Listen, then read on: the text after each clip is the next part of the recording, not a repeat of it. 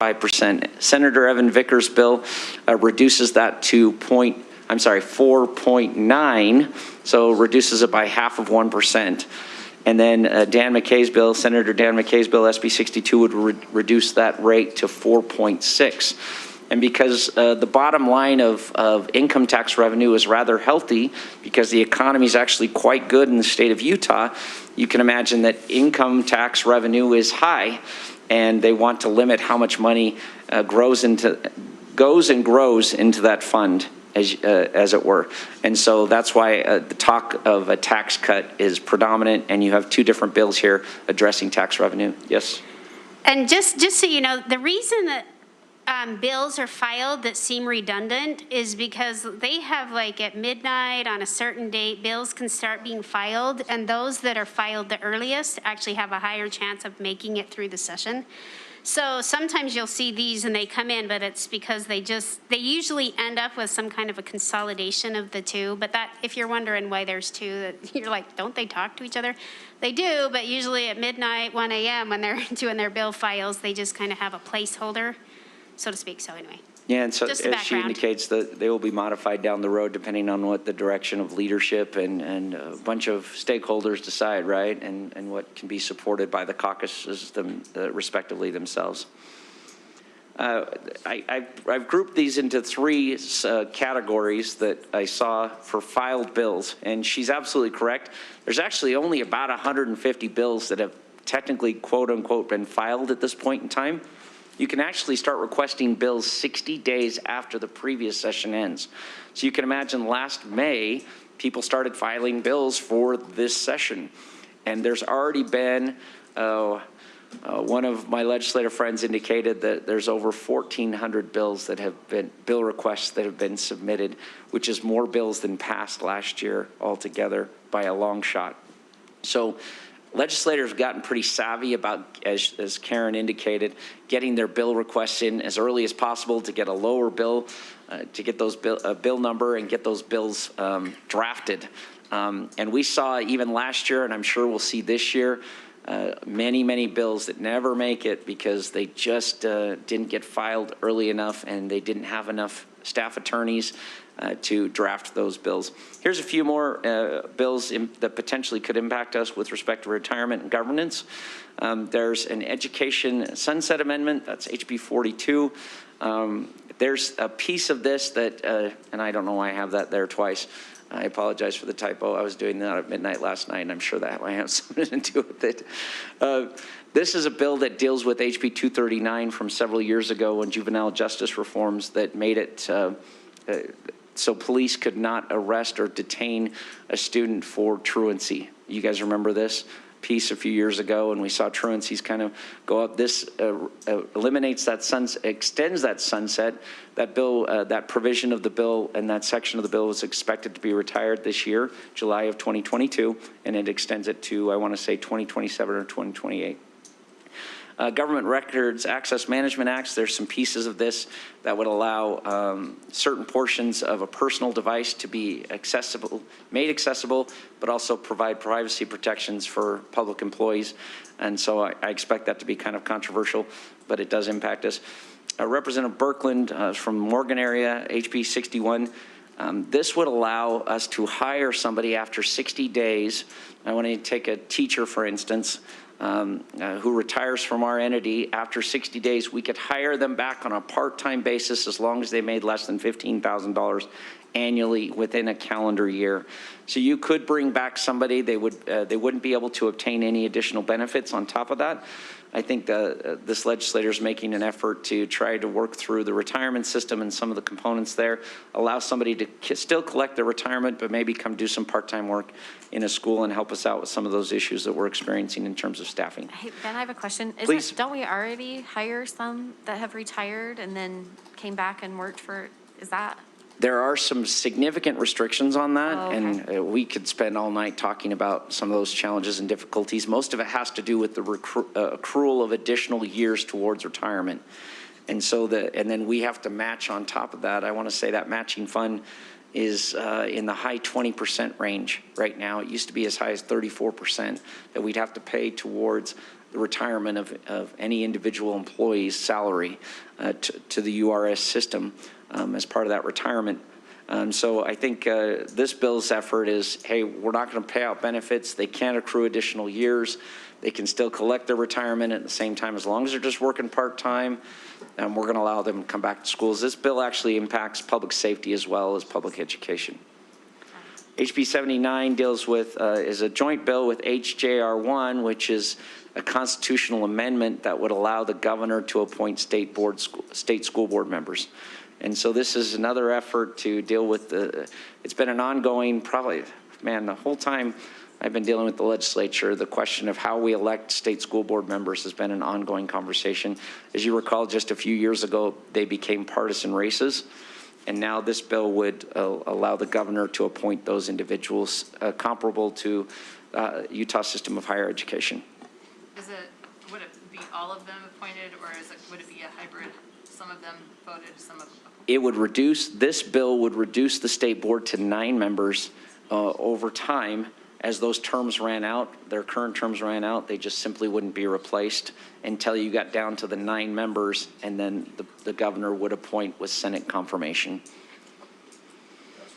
SB 24 is another retirement systems provision, deals with some reporting components and a minimal impact potentially to us, but it's certainly something we want to watch. Anytime we see retirement being dealt with and how that impacts our hiring, and especially in today's market with the challenges we're facing with staffing, we always want to pay attention to those kind of bills. Then the broader category of miscellaneous bills, right? Representative Birkeland, we mentioned her before, she presented a bill on athletic participation from transgendered athletes. This is a revision of that last year's bill and provides some other, this bill actually aligns more with current high school activities association practices. So I'm not going to get in the weeds on that, but it has a Senate sponsor, and I expect it'll actually go a little bit further than last year's bill. HB 21 has been a bill we have fought in the past, and its requirements for lead testing in child care centers and schools. And we're not opposed to that. And in fact, Don Adams, as part of when he came to Granite School District, initiated comprehensive testing across the board in Granite School District. The question has always been a matter of funding and whether the legislature would pay for that funding.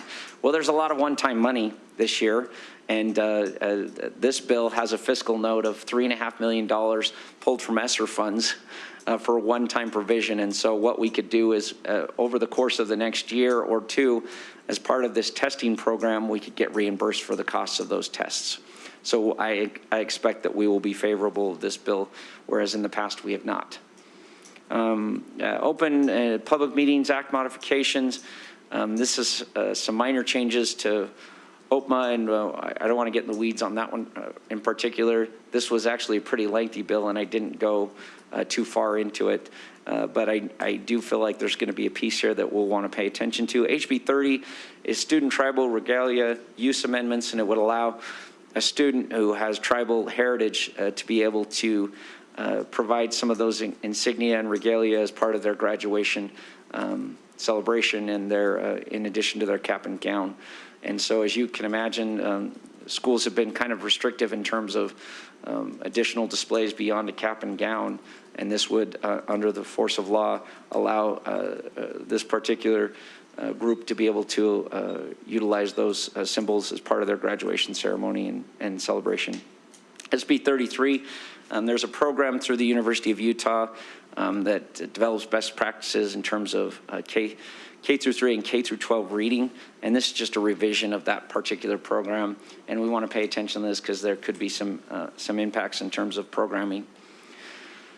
So now we come to just boxcars. I have a few quick slides left.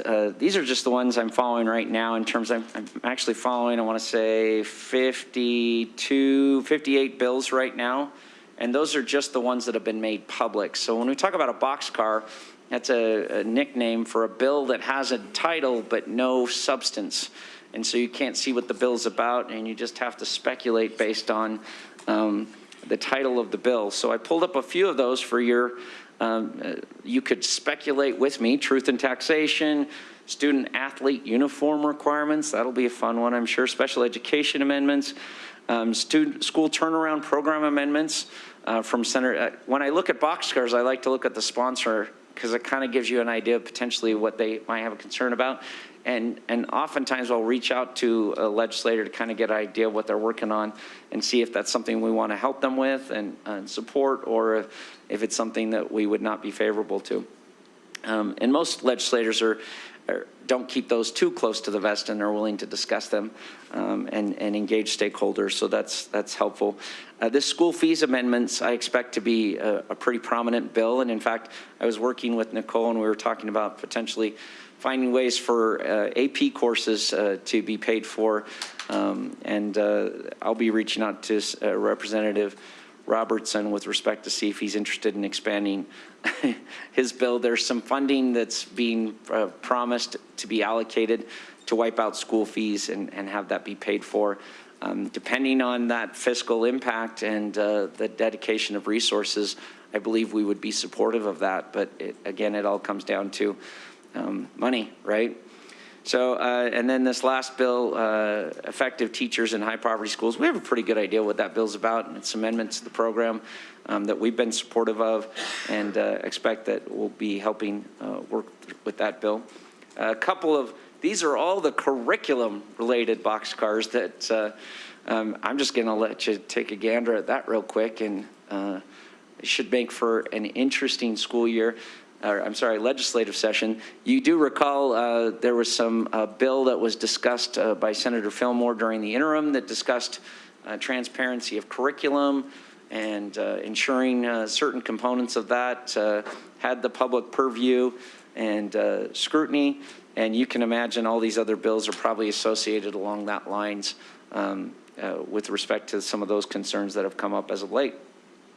And then a couple of other key topics that I know our good superintendent is actually involved in, including school accountability reforms, some OEK opportunities, and early literacy, which is always an ongoing concern, something that we're looking for. And all told, right now we're tracking about 58 bills, and that's just before the session has even begun. I expect by the end of the session, our tracker will have close to 200 bills on it. And in a short 45-day session, thank goodness, we'll keep monitoring that. So as you recall, we do have our own Granite School District specific tracker, and it's actually, we've had a lot of people sign up over the years to utilize that because it's helpful for them. We'll start sending that out the Monday before the session starts, which is Martin Luther King Day, January 17th. So you'll see the very first version of that get emailed out at that point in time. But I have seen a couple of other trackers already start to pop up with some of these bills. That being said, that concludes my presentation unless there's other questions or unless I missed something, Superintendent. Thanks, Ben.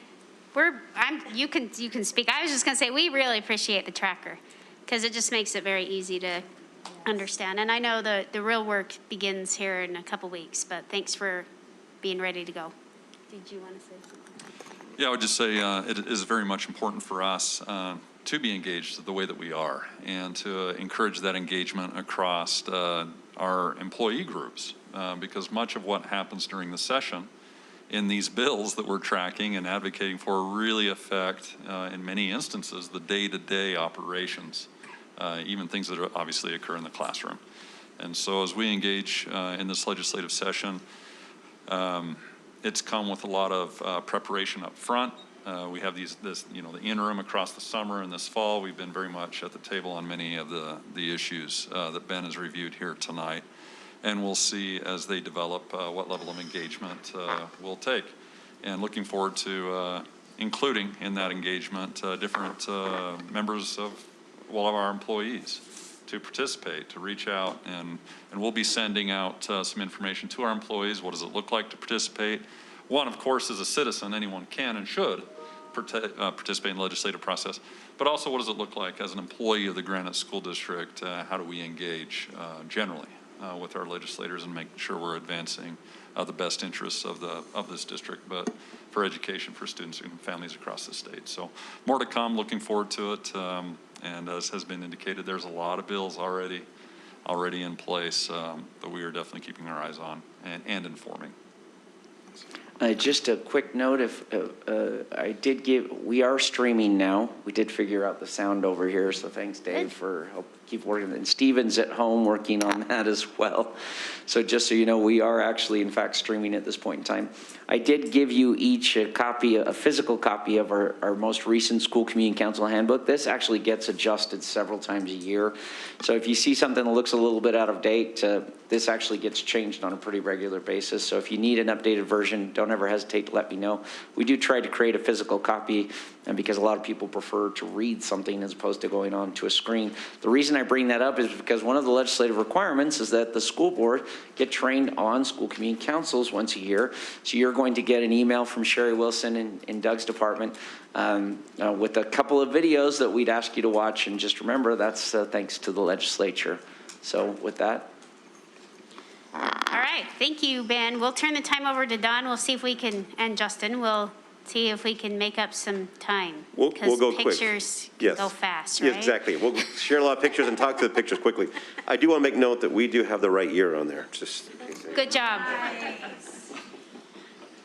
okay. Scroll.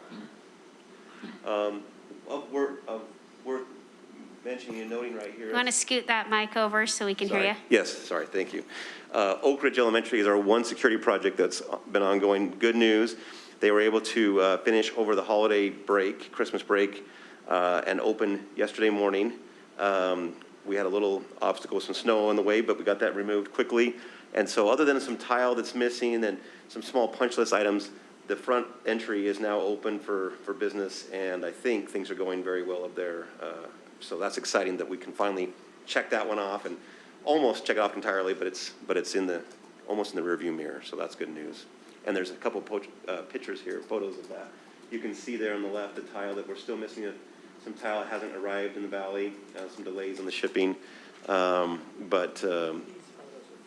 Yeah, these photos are a little bit older. They were before the Christmas break, but you can see how the front entryway looks in the middle there, and then here to the right is some railing and some grass that steps up to the old entrance where students and faculty can come out those front doors if they desire and not take the elevator or the stair tower.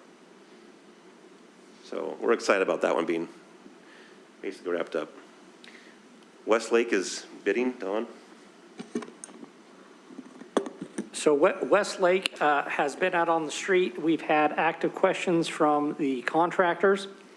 You will be, we should be receiving as a district the bids in a few short days, and we will come to you with a recommendation on your January 17th board meeting, so a work session, and asking for a special dispensation to award at that time so we can get the project underway. So we're keeping our fingers crossed for good quality bids on that. And again, I think given the quantity of questions, there's some active interest. There have not been a lot of questions about specifics on the drawing, so we're expecting a fairly good, clean bid to come to us in time for your board meeting. Okay, and for the record, that's actually the 18th of January. For Is it? those I'm listening so in. sorry. No, Yes, you're good. thank you. For people marking their calendars listening in, I just want to make sure you know it's Tuesday, the 18th.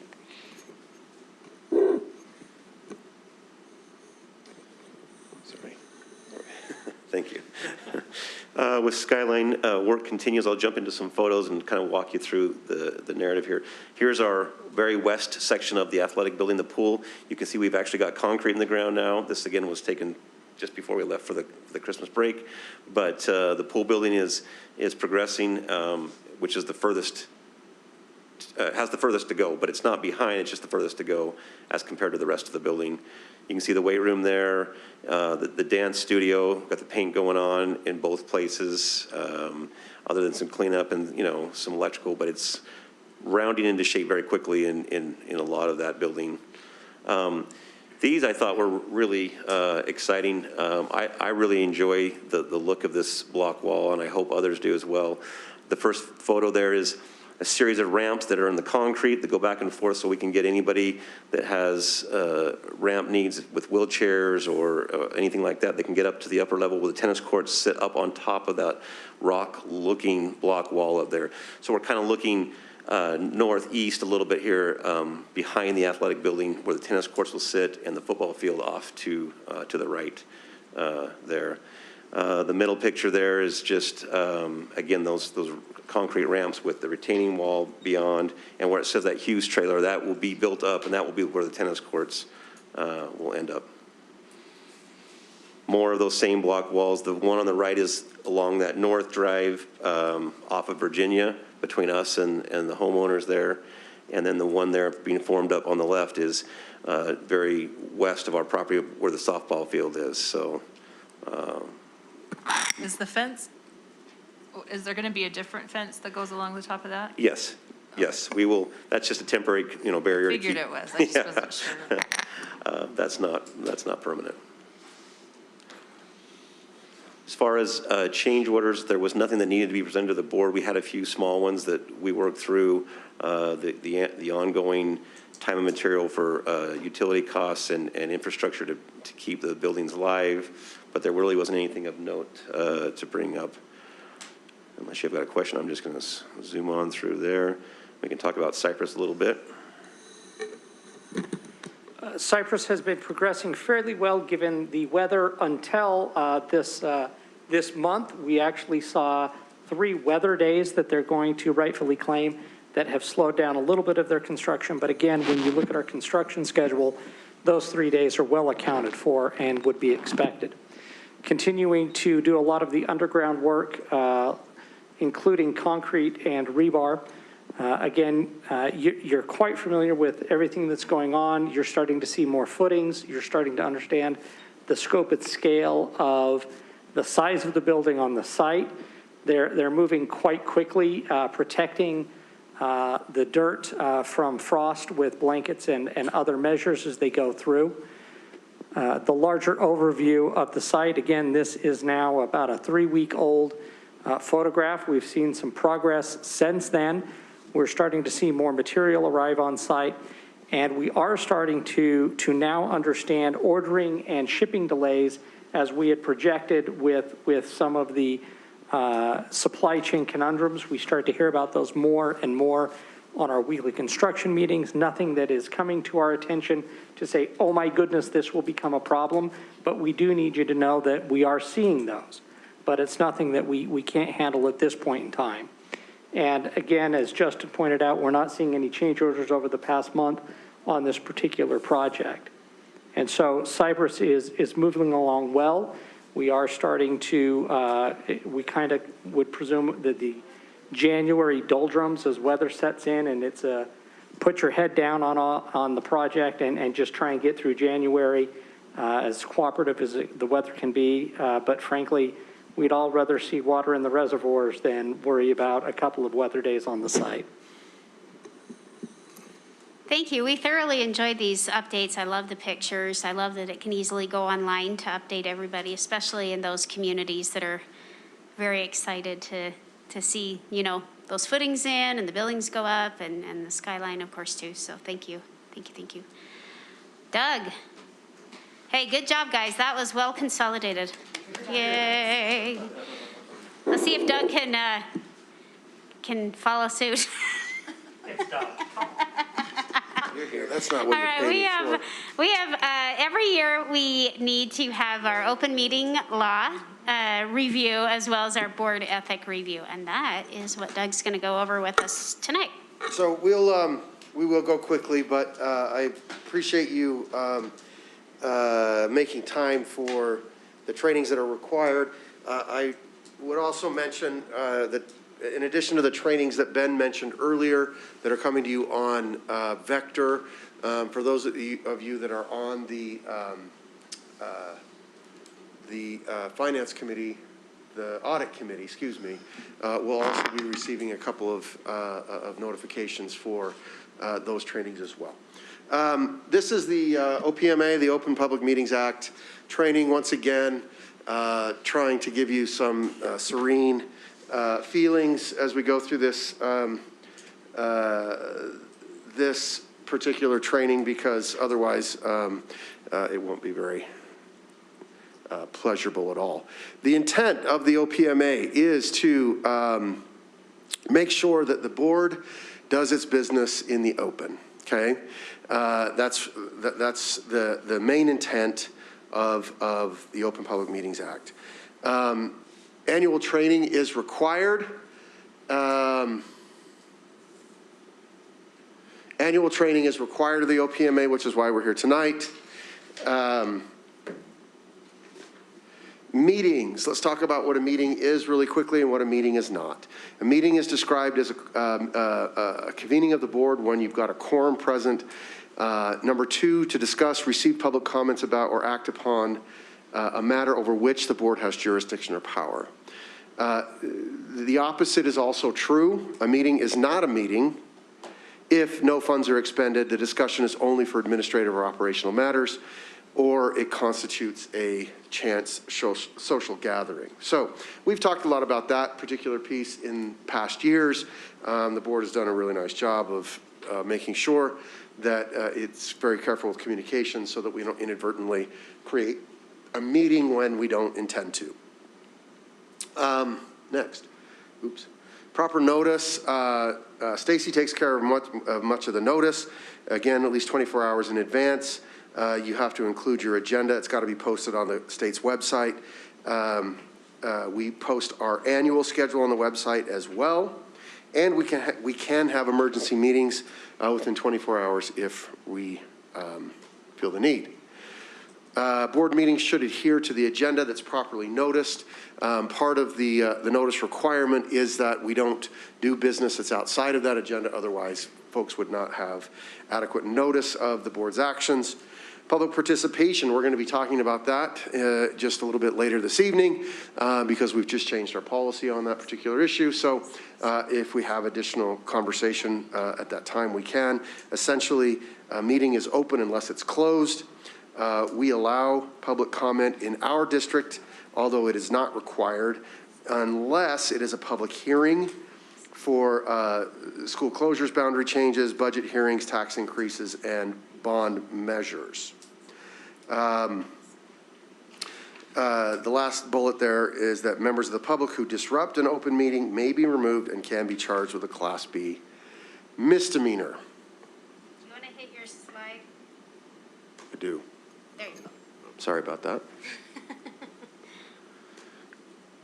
Minutes and recordings, once again, Stacy is great about taking care of these items as well. Requirement to keep minutes and recording unless it's a site visit and no vote is taken. Recordings are uploaded to the state website within 3 days. Draft minutes made available within 30 days and shall be posted on site 3 days after adopted. Okay, we can have electronic meetings. The only thing here is that we just got to make sure that we notice those 24 hours in advance, that we have an anchor location. And just so you know, as a note, the participating via Zoom or via telephone is not an electronic meeting. That's not unless we have to conduct basically a meeting in its entirety via some electronic means. Now you get intermission. Terry, I know you want to go. Just First relax. part, done. Just take a breath, okay? Okay. We teleport there? And off we go. Okay, closed meetings. The rest of this is mainly about closed meetings. The board can have closed meetings in limited circumstances. You know what those are: person's character, competence, or health, pending imminent litigation, matters of acquisition or sale of property, deployment of security systems, investigations of alleged criminal conduct, and certain deliberations and decision-making involved in procurement. Continued, a closed meeting requires 2/3 of a quorum. To vote in an open board meeting, the board shall announce the reason for closing. It should be one of those enumerated reasons that I just went through. Each board member votes on the record, and no resolution, rule, contract, regulation, or appointment can be approved in a closed meeting. We have to do business, once again, in the open meeting.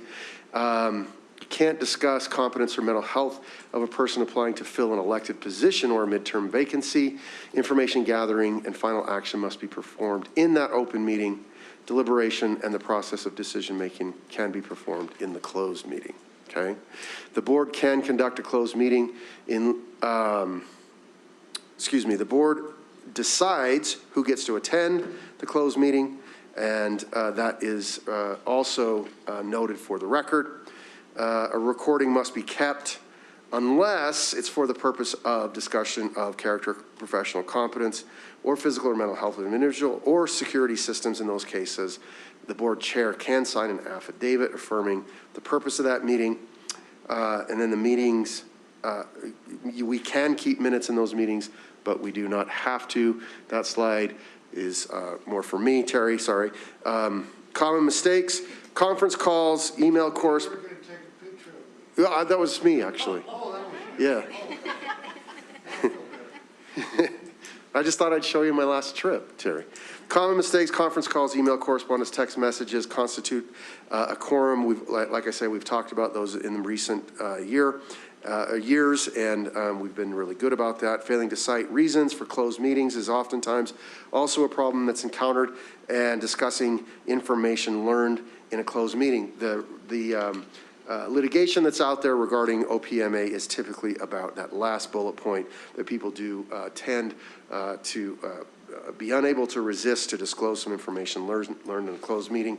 I highly advise against that, and this is why.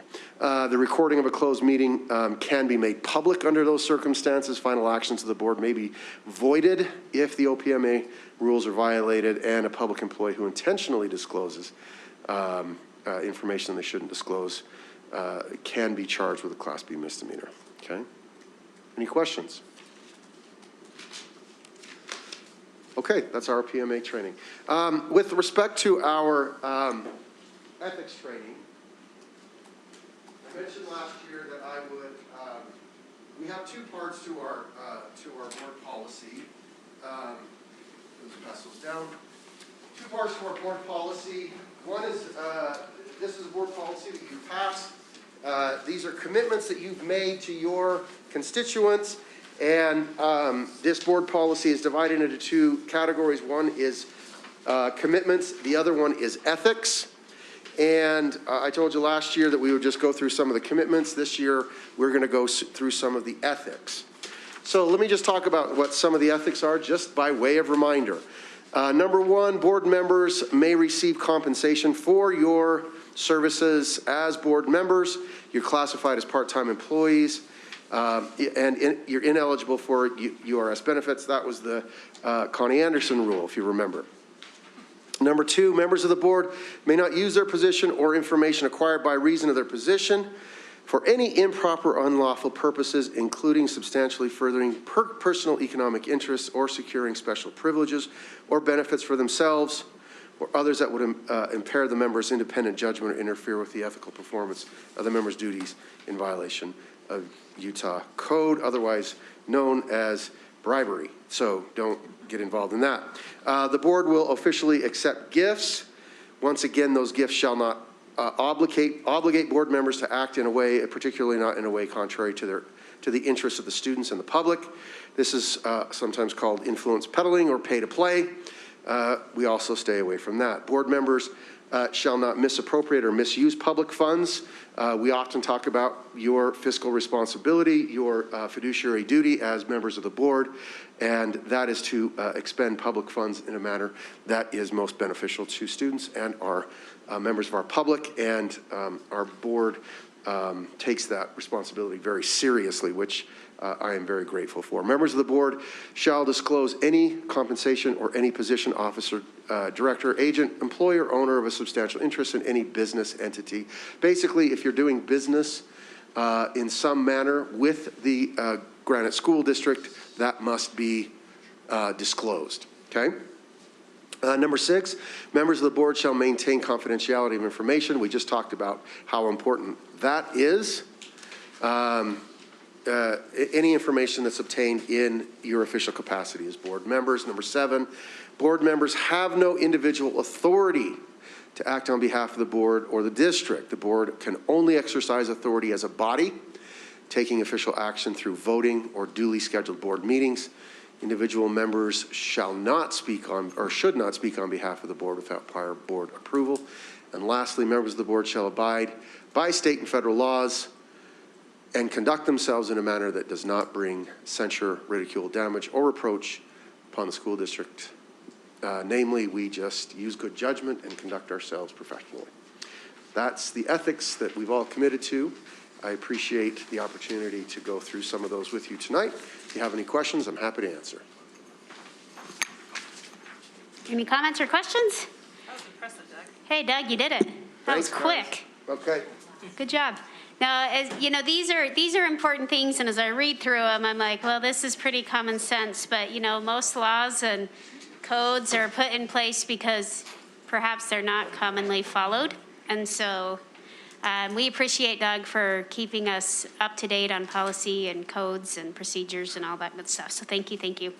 All right, we're gonna break. We're gonna adjourn this meeting until 7 p.m. And so thanks everyone for being here. We'll see you at 7.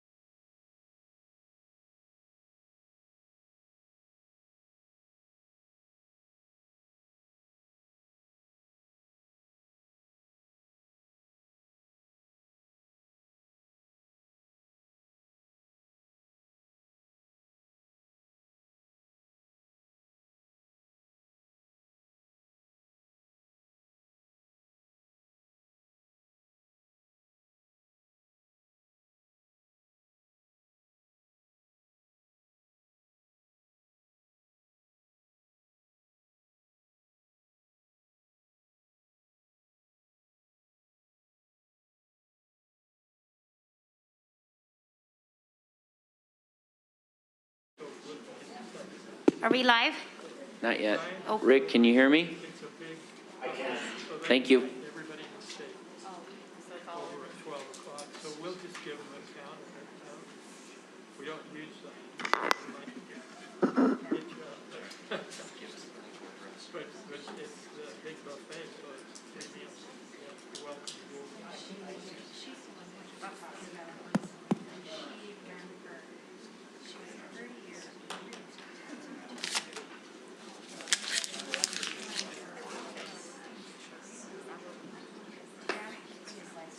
Ben, just tell me when we're ready. She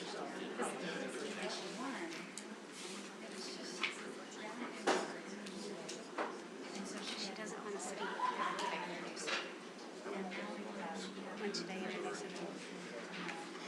Testing, testing.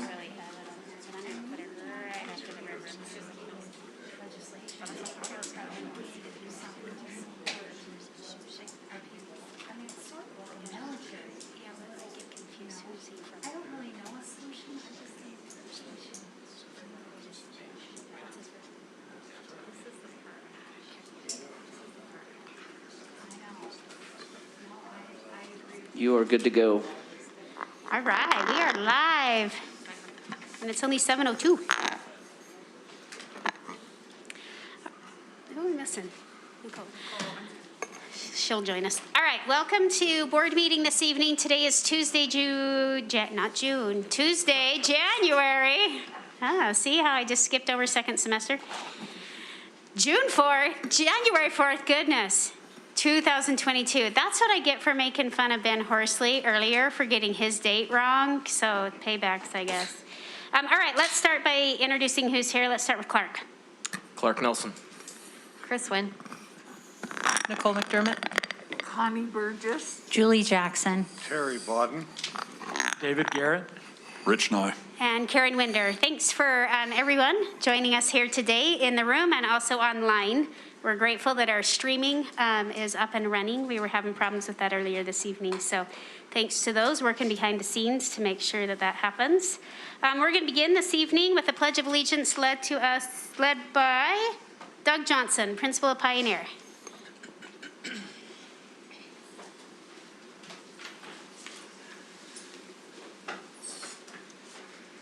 Good evening.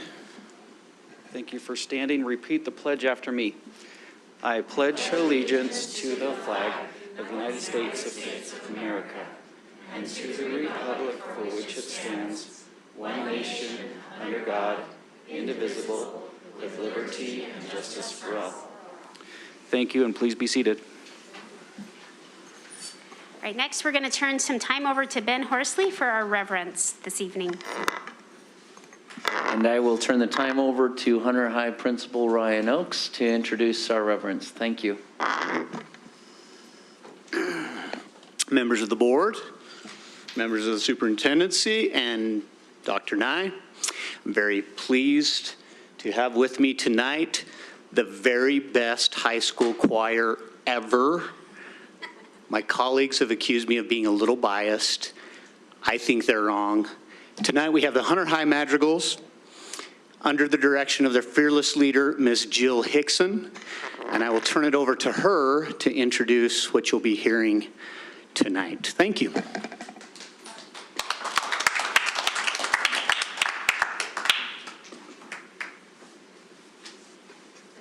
While she's coming up, we'll go ahead and clear the dais there. Thank you.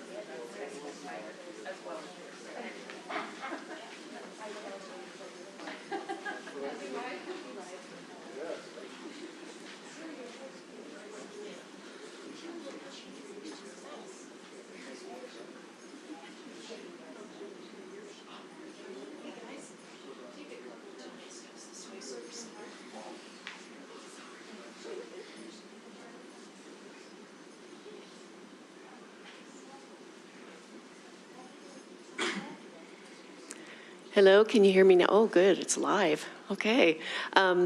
We are from Hunter High School, and this is about, I would say, about half to 2/3 of our Madrigals that could make it tonight. But we're just glad to be here. Thank you so much for inviting us. We're going to do 3 songs. Our first one is the National Anthem. And then we're going to sing a rather older piece. Michael Praetorius composed this back in the 1600s. It's called Salite Unigenito, which means basically, now we sing with one accord to our Savior, Christ the Lord. And we really love that song because once you get to the chorus, it's no longer in Latin, it's in German. So it's kind of fun. And our final song tonight will be Jingle Bells. So yes, we're still in the spirit of Christmas and it carries over, but thank you very much.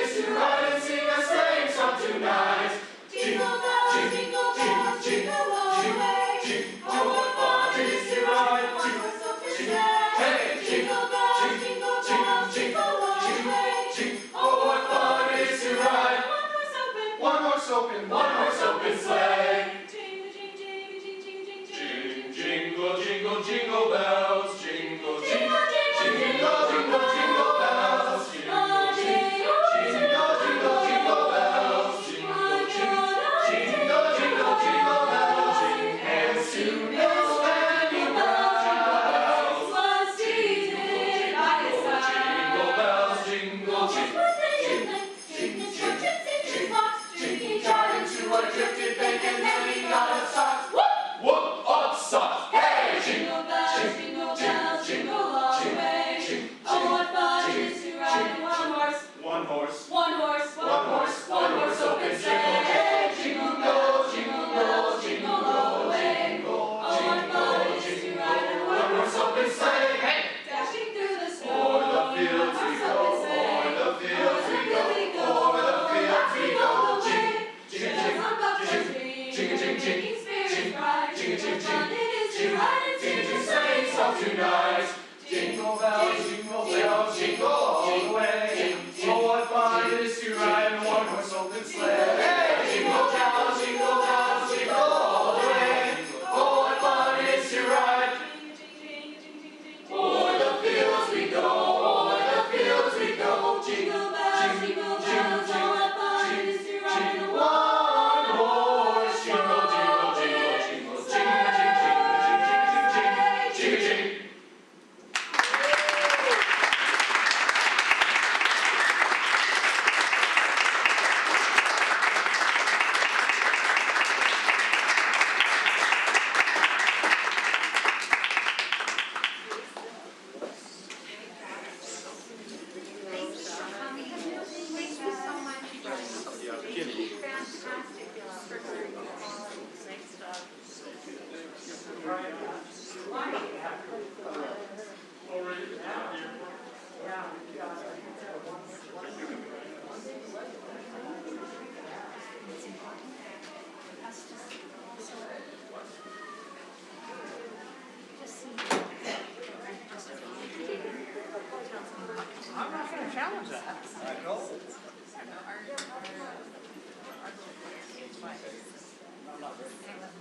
It's also maybe exciting to have a performance.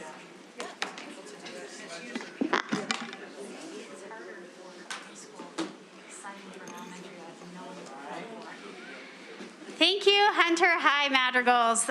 We always love, one of the things that we really missed through COVID was these reverences that could come and join us live. And so we're so grateful to have them and for their teacher and the hard work that they do. So thank you. If you'll pass along our thanks, please, to your group over there. Awesome, thumbs up. All right, before we go into more into our agenda, we've kind of gotten away from this, but we're going to try to pick this back up and make some introductions of those that are in attendance tonight.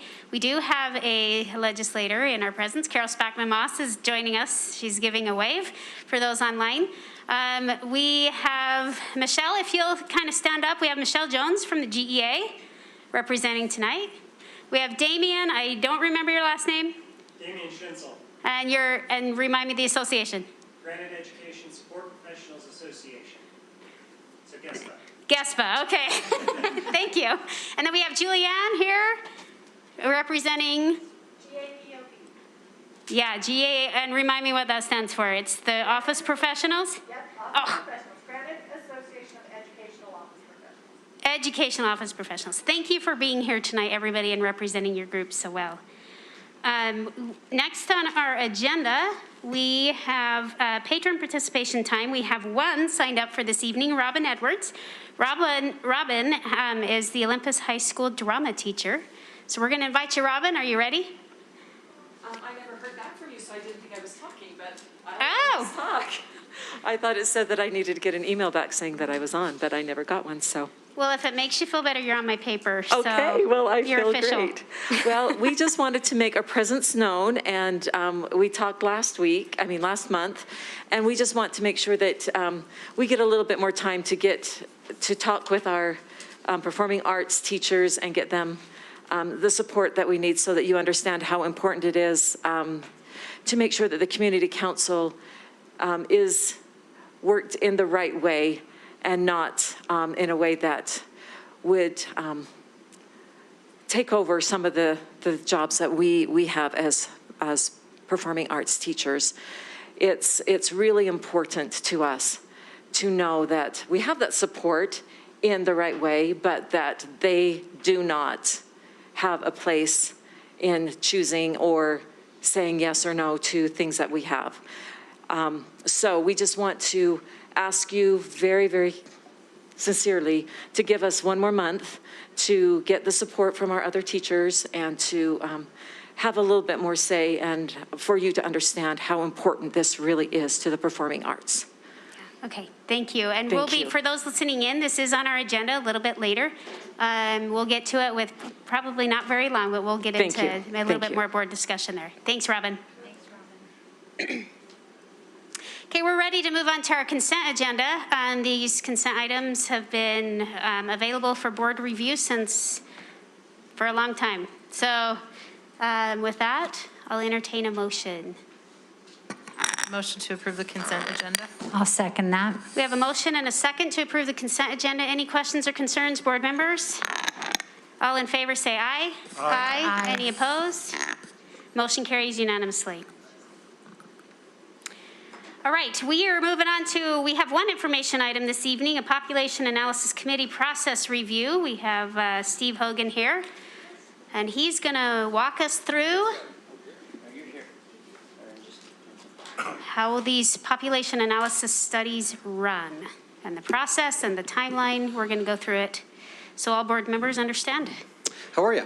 Good to see you. Thanks for being here. Glad to be here.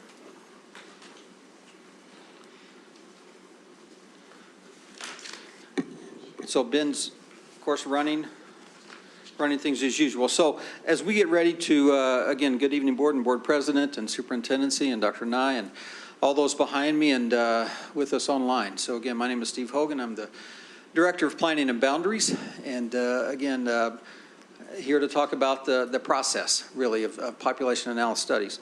So as we get ready to embark on hopefully another year of a population or a boundary study, and since we haven't done this in a couple of years, and since we have several new board members, and also whereas we've had some statute and policy changes in the last few years, we thought it was a good time to give a refresher. And it gives me a chance to come back up and get comfortable in this seat again, and hopefully to be seen quite a bit over the next year or so. But, so we'll jump right in. Ben, we're just going to be on the first page there. Starting with the policy, just some policy highlights. And of course, you may remember, so I get to, great. You get. So policy highlights. Obviously, we're not going to go through the entire policy tonight, but we did had some revisions and changes to this several months ago. And again, Article 7, G1, Annual Student Population Analysis Procedures. So again, this purpose in Subsection A, based on its statutory responsibility and authority to do all things necessary for the maintenance, prosperity, and success of schools, and for the promotion of education, the Board of Education establishes the following procedures in order to provide for the ongoing systematic and orderly review of student populations, school boundaries, and school facility issues. Now, I just word for a second on that, just simply so that people can understand that simply there is a systematic and orderly review or a systematic approach and orderly process for what we do. We don't make this up as we go. It's in board policy again, and it's also in state statute with timelines and more specifics as far as how we have to do this. So just right off the top, the purpose in the board policy. And subsection C, the study list development. So in other words, how do we get a study list? Where does it come from? The PAC shall prepare and recommend a study list to the board in February of each year. The study list shall be developed based on board recommendations and considering concerns and suggestions received from district employees, patrons, parents, community organizations, municipalities, governmental agencies, and other stakeholders. Again, that's a mouthful, but in essence, I think the key word there is stakeholders. I don't know if we've ever really denied anyone and said, hey, you're not included in the list. You don't get to suggest how we consider a boundary study. I think we take information and data from pretty much anyone. and take a look at those. But bottom line is, any stakeholder can submit a suggestion, if you will, for a boundary study. Subsection D, so the process, or what factors do we consider in initiating a study? I don't know if I will read all of these word for word. Pardon me, see, I'm out of practice on staying. In conducting its study and in developing potential solutions, the PAC shall consider factors that include but are not limited to. Include but are not limited to is very key. So there are quite a few listed here specifically. Age and condition of buildings, busing and transportation needs, contiguous boundaries, efficiency of property use and disposition, enrollment and programming, and it goes on. I didn't list all of these, but you can see environmental factors, feeder patterns, fiscal considerations, natural disasters. We had an opportunity to consider that one recently. Protection of vulnerable populations, residential development, safe walking routes, and so on. But again, all of these, but not limited to. So in other words, what do we consider? What could initiate a boundary study? Well, those are some of the more common ones, I would say, more typical ones. So next, implementation. You notice I'm skipping over a large part of the policy there as far as and that's what we'll go over in just a second in the infographic. Unless otherwise indicated by the board, implementation of a final plan adopted by the board shall be carried out at the beginning of the following school year.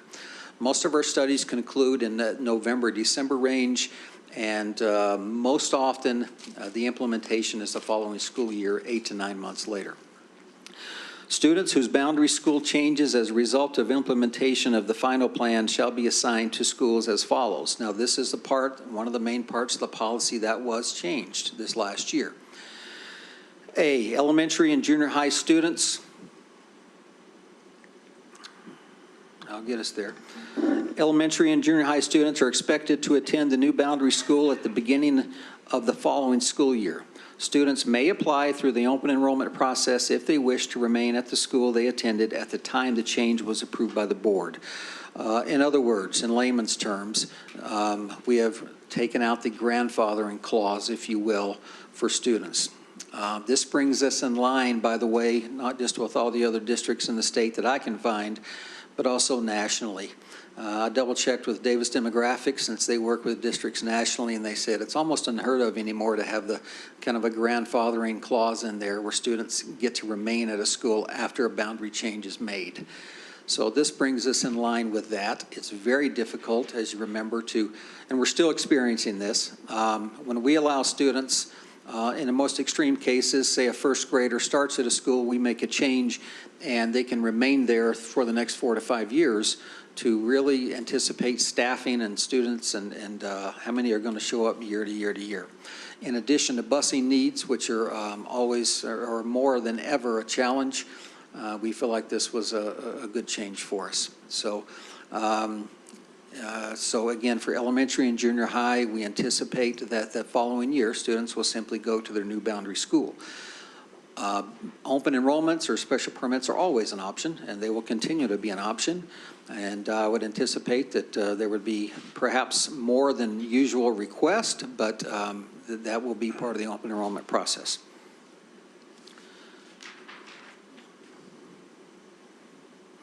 And finally, high school students may opt to complete high school at the school they were attending at the time the change was approved by the board. I won't read all of that, but simply put, for high schools, they are different, and we recognize that. There's often more at stake for high school students with changes like this in the middle of a high school program. There are important programs and performing arts, athletics, and so on, and many, many other things that make high school a little different. So we, I don't know if I want to call it grandfathering, but we will allow them the opportunity to stay, but simply without transportation. So because, again, high school is different than the lower grades. So that's one of the main changes to the elementary, junior high, and high school implementation process. So that's just a quick review of policy. Any questions on the policy portion? I'll jump right into the infographic. You've seen this. We've had this around in some form for a few years. We've tweaked it a little bit. The process, again, based on statute and board policy. December and February, in other words, step one, we have this broken down. Every year, the Population Analysis Committee gathers ideas, suggestions, information, and feedback from schools and communities for possible studies related to school boundaries and student populations. And in February, the PAC, usually me, presents a list of potential analysis studies to the board for approval. So one clarification I will make, of course, is that we don't just start that process, of course, in December. We're constantly, internally and externally, gathering data and ideas and information, conducting analysis on potential boundary studies. So that is sometimes weeks, months, or even years that we are considering things like that. So even though we have December through February, we have to start that sometime, but long story short, that's when we vet things previously through the PAC, and in December and January, we're vetting that even further before February when I come back and we make recommendations to this body for approval. Step two, February through May. Representatives from the PAC meet with school community councils and host community meetings to study needs and the impacts of potential changes. I'll just simply say this really is probably the meat and potatoes, the meat of the process. So for February, March, April, and May, and maybe even into June, is when a lot of this has been an eye out in community councils, PTAs, open houses, meeting with municipal leaders, anybody pretty much that'll listen to us, and anybody sometimes that don't want to listen to us. We'll be glad to go out and talk and try to get that information to them and get feedback from them. That's just such a key part of this, so that we can gather and disseminate as much information as possible over the next 3 to 4 months. But this really is I don't know if I'd want to say the busiest, but it's as far as quantity, probably the meat of the process.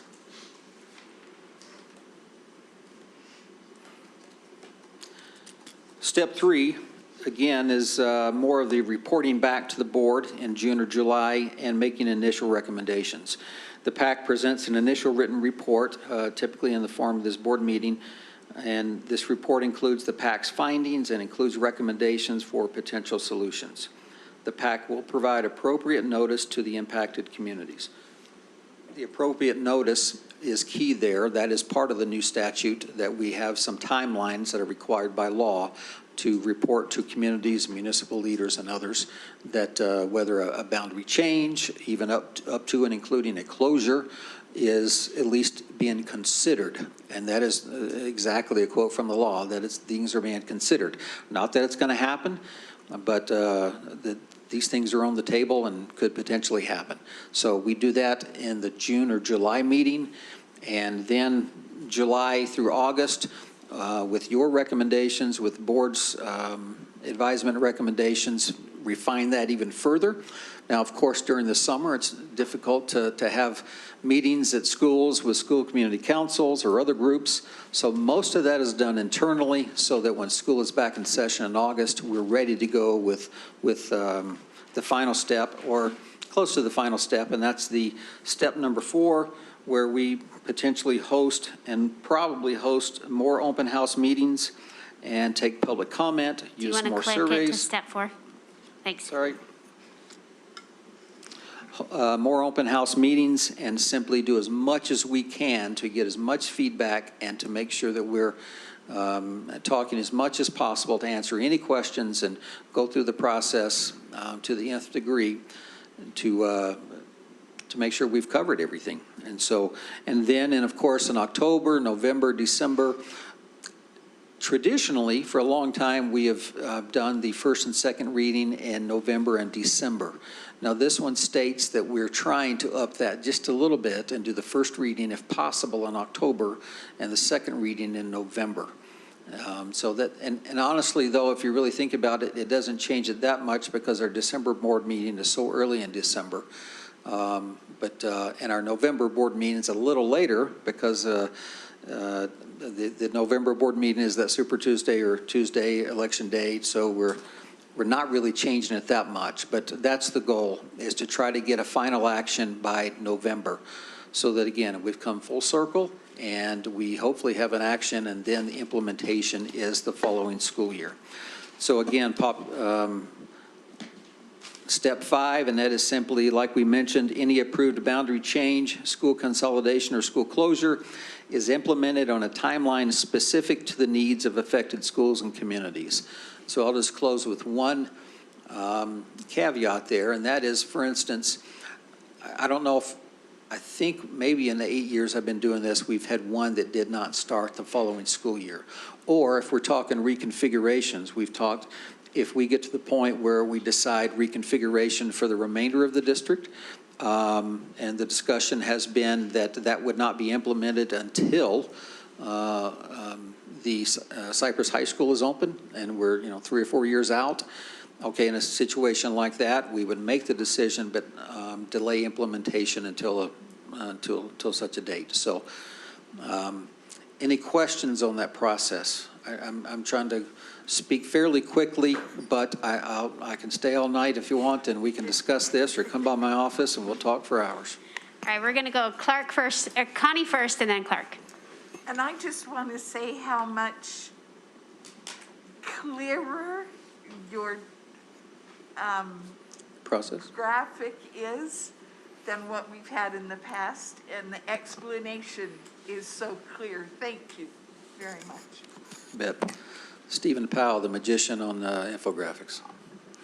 Steve, I don't recall seeing anything in the policy per se that expresses an expectation in terms of the volume of specific analyses or considerations that you might include in a one-year cycle. In your 8 years, is there a particular benchmark that might apply or not? I don't know if we've defined that necessarily in policy, simply because every study is so different. We've had studies that include 2 or 3 streets, then we've done some that include almost half of the district in the same amount of time. So I think that often defines or determines the how much that we see. But so no, I guess the answer is no. It's not specific in the policy. I guess my answer would be, if there's something else you're not seeing that you want to see, let us know. Yeah, that was kind of a follow-up question that I had is, many times a particular study or project could have implications beyond that immediate neighborhood or beyond a particular network. And so how do we ensure as a board and or as a PAC that we're taking into consideration any unintended consequences in that regard that may have far-reaching impacts that aren't necessarily recognized initially? Right. Again, open to that. I think Ben and I generally have done a pretty good job of trying to hit potential impacts. When we do a study area, obviously we kind of have an area we're looking at harder than others, but there's always that domino effect. Well, if this, then that, then this, then that. And that can go out quite a ways. And then we try to hit those. But if, especially as you're representing your precincts and you think there's something that either the year we're studying it or years down the road could impact it, we'll certainly visit those communities and can provide the data that helps make a solid decision. I don't think there's any perfect amount of dynamic data that we could ascertain, and there's no perfect crystal ball, right? But we do a lot of comprehensive work, and we talk to as many stakeholders as possible, because we do want to hear all the potential negatives, and we want those drawn out really early in the process, which is why there's several steps along here where we have the chance to speak to community leaders and communities as a whole. We also, when we hold those open houses, we don't just hit our patrons, we're hitting every household within that neighboring area, knowing that those taxpayers are the ones funding buildings and supporting those schools, even if they may not participate actively in those particular school locations. And that hopefully draws in some other secondary, non-salient type of stakeholders, but they are still in fact stakeholders, right? Let's go to Julie and then Nicole. So in our next board meeting, we should expect to have you come with a list of recommendations. Correct. Thanks. That'll be the February board meeting. I just was going to say, having experienced it, when they've gone out to the community councils and such, that's when there's been a lot of feedback of, okay, this could potentially impact this way, and they've taken that, and sometimes they're surprised, or sometimes they're like, yeah, we've thought about that, and that's what this, you know, and they've, so it is true. I think it's very valuable to make sure that we are getting community feedback, because there are some things that communities see that we don't necessarily see, but I feel like the times that we've been out to the community councils and things, they've been able to share with us those impacts. This process is just awesome. Just so people know, we have it far more outlined in specific steps, and I think people can wrap their head around things better when they know the expectations. When you set the expectations, here it is, here's steps 1 through 5, here's the timeline and how we're going to move through the course of the calendar year. I think, Granite is leading the way on these population analysis studies. I've had other districts reach out to me and say, how do you guys do your process? And so we've sent this infographic over to other districts, and we've explained what a PAC committee is and who's involved. And I mean, they were just intrigued, wanting more and more and more details and data on how we're doing things. And so I know other districts are out there looking at our process and mirroring in some way, maybe not duplicating, but at least taking what they feel like they can incorporate in their process. So it's taken us years to get here. We have fine-tuned this a lot and had probably hours of conversations to get to this point. But and I want to echo Nicole too. I've been through this process, and while part of it is not fun, I have seen the amazing work that Steve and Ben and Dawn have done engaging, and the board in engaging these stakeholders and making sure that we are fleshing out all of those unintended consequences, unforeseen maybe at first. So, any other comments or questions? Thank you. We'll see you next month. We're excited to see what you're bringing us. Okay, bye-bye. Good job, Steve. Thanks. Thank you, thank you. Happy New Year, Steve. All right, we're going to move on to our action items. We have some second readings of policies. I think a lot of attention is on our first one, which is Article 10A2, selection of musical scores and/or theatrical scripts for presentation secondary schools. So, Doug, can I take a minute to just speak to this before you start? Yes, please. Okay. After last board meeting, it has come to my attention that there were a lot of misunderstandings on what this policy is trying to accomplish. So I think a lot of the angst out there is centered around Section B and the 1, 2, 3. I'm going to try to just take a minute and clear up a few misconceptions of what we're trying to accomplish and what this policy is really trying to get at. And hopefully people will take a little bit of a sigh of relief. I'm going to oversimplify this just to kind of tell you where we're at, and then we'll still open it up for board discussion and things. But B1 basically says, okay, the drama teacher gets to pick the musical score, the musical play, whatever play or musical they're doing, they get to pick. They take it to the principal because the principal is the one who has the authority to approve that particular selection. So it's a single selection made at the discretion of the drama teacher. Just wanted to clear that up. That's step 1. Step 2, after the principal is given a thumbs up, the teacher, the drama teacher, and the principal come into the community council and just says, hey, can you gather feedback? Can this be supported? The community council does not have authority to approve the musical selection, to shoot down the musical selection. They don't have that authority. Simply put, they're just asked to gather feedback from their community. And so, because there's been a lot of confusion on the community council members' role and authority.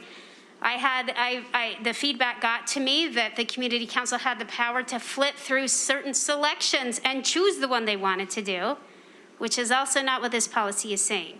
Once again, the community council members, their role is simply to ask their community for feedback regarding whatever play the drama teacher has chosen. So wanted to clear that up. And then the third and final step is after that, then the selection is sent up to the assistant superintendency. So I know that is oversimplifying, but I've been on the phone with teachers. I've been on the phone with our GEA executive director, Jessica Dunn, and we worked through a lot of details the week before Christmas to clear up some of these misconceptions. So before we get into board discussion, I just wanted to clear up some of those misunderstandings of what this policy is really trying to say. Because I've heard feedback, everything from community councils get to sift through options and then choose, which is not true. I've heard community councils get to vote. That's not true. I've heard drama teachers don't have the authority to choose. That's also not true. And so I just wanted to clear some of those things up. With that, Doug, sorry, I just wanted to I appreciate that. Thank you. before we launch into that, I think B1, 2, and 3 is where we're really focusing on tonight. And I'll just kind of spur the conversation a little bit by saying that in addition to making the slight changes that we did, we broke it out so that it would read very similar to, or as you have outlined. And we, in the meantime, as we were asked to do by the board, we actually did conduct a survey with principals and with teachers, teacher stakeholders, and received a fair amount of feedback. What you just mentioned was a fair summary of that feedback that we received. We also did understand from the summary that there was not necessarily uniformity as to how this was happening from school to school. And so the purpose of the policy is just to create uniformity, not to try to override the authority of principals or drama teachers in doing their jobs. And so we're hopeful that these changes get us a little bit closer. I do know that there are some suggestions that have been made by board members, and so I would be happy to listen to a discussion that, and perhaps make some additional modifications for the third reading. If the board members can come to an agreement this evening as to exactly what the wording is that is intended, we could vote on a final action, but otherwise we will postpone final action until February. Okay? I'll go ahead. I did kind of start this discussion a little bit. B2 was the one that I focused in on just because, to me, the way that it's presented, the way that it says recommendations, that to me allows for some confusion or brings up some confusion as far as do they take a bunch of recommendations and then the school community council gets to pick, which is not the intention at all. We respect that teachers do know specifically what they are capable of and what the students are capable of, and we want to make sure that that is represented well in this policy. So for 2, my suggestion was to change it to say, teachers and administration should present their recommendation to the school community council and seek feedback. Not have a vote, not have anything else. They may allow for review of musical scores and or theatrical scripts upon request, but they are not required to present them. They do not have to have them there to show the community council. So will you say exactly what he wants to say? Yeah, so teachers and administration should present their recommendation to the school community council and seek feedback. They may allow for the review of musical scores and or the theatrical scripts upon request. Julie. Couldn't we just stop with teachers, administrators, or say just the first part? Stop. Teachers and administration should present their recommendation to the school community council and seek feedback. It's in very small print behind you. It's highlighted in gray, Terry. Okay, I think that's saying what we want to say. I don't know if we need that last part. And I guess because it was already put in there, and if a community council, I brought up the example of You're in Town, and Whereas some community councils or some communities would probably like, oh my gosh, that's horrible, we're not gonna do that musical. But if you look at it, it's not, it's nothing crass or bad or anything.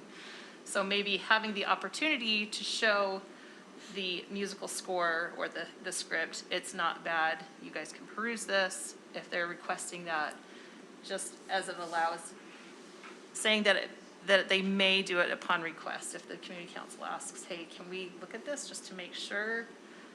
That's why I included it, but if, Well, I'd I mean, hope I'm our not, teachers and our principals are sensitive, that if there is a concern, they'll seek further feedback. I don't know why I guess we could say that. No, I I'm agree with okay. you, Terry. I think that, like, it's kind of implied that if they wanted to see it, they could. I don't think we have to, like, give permission in the policy for them to review a musical score. sure. I would hope, I don't think it matters if we do or not, but I think it's just extraneous. So That's what I think. just put it, teachers and administration should present their recommendations to the school community council and seek feedback. And that's it. I feel comfortable with that, because then I would hope our teachers and our principals would be sensitive and discuss if there are concerns, what they are and what we need to do. I'm okay with that too. And that's really what we're trying to accomplish, is to try to initiate and to foster collaboration, right? Yeah, and I certainly respect the fact that you folks put a lot of thought and effort into choosing those musicals based on talent and everything that's available to you. And I think we're giving you that through that statement. And I would hope that the superintendency would make sure our principals and teachers understand the importance of listening to our community, our community council. If they have concerns, then I think you need to do all you can to resolve those concerns. And then I think that'll make everyone a lot happier. That's just my feeling. Thoughts, board member? Oh, sorry, Julie, go ahead, and then Connie. Yeah, I feel that the word, I like the changes that you're talking about, Nicole, that sentence. But I'm not sure that we really, I'm unclear of what we mean by the word should. Do we mean we recommend? Do we mean you will? Like, I think it's nebulous, and it would be good to be clearer on that. What's the legal interpretation of the word should? May, it doesn't mean, it's not mandated by that word, but there was some concern last time when we discussed that shall is a mandate, and that there was some discomfort with that, so. I like should better than shall. I was going to say, I mean, we could wordsmith this. I read should and may is almost the same meaning. I feel like But should is a little Should stronger. probably has a little bit A more, little but stronger. I guess what we have to think of is as a board, is our expectation for the community council to be able to chime in. If the expectation is that the community council should have the ability to at least provide some feedback, not in an authoritative way, but just feedback, then it should remain should. If we're opening the door to where we're saying, hey, community, we don't necessarily need your feedback, then leave it at may. Yeah, I think that's the question. Are we That's- requiring community yes. feedback, or are we allowing? I for wouldn't say community requiring, I say highly encouraging. Well, wait a second. Yeah, that's a What are good we trying to get at here?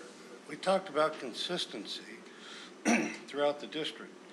There may be some teachers or principals who don't want to take it to the community council, and we could very well get into some controversy and problems. So if we're trying to establish consistency, excuse me, throughout the district, which we're not trying to micromanage, but we have to realize that if there's a concern and one school goes a certain way and the principals, decide, I don't have to take the community council, and then there's an issue, then it's going to come to us as a board. And I like the idea that we be consistent. I think it's easier for our teachers and our principals that we're consistent throughout the district. That's my feeling. I tend to agree with you. So are you saying then you would suggest instead of should, place shall? I would put the word shall. And then it places, we've given some leeway and some discussion, but And I think what softens that, Terry, is your good recommendation of taking out the last sentence, because what you've done is you said, they shall recommend, or, they shall present it to the school community council and seek feedback, meaning that they need to go through that step, but how they resolve the conflict is really up to the group, up to how they present and how they're able to work through that conflict with their own community council. so maybe I'm not understanding completely. If we leave the word should in there. No, I'm saying shall, I apologize. I'm saying by taking off that last sentence, perhaps you've softened somewhat the effect of the word shall. And so keeping it in as we had it previously, still allows there for a fair amount of latitude and freedom on the part of the principal and drama teachers. But there will be discussion. Absolutely. Mhm. I like that, shall.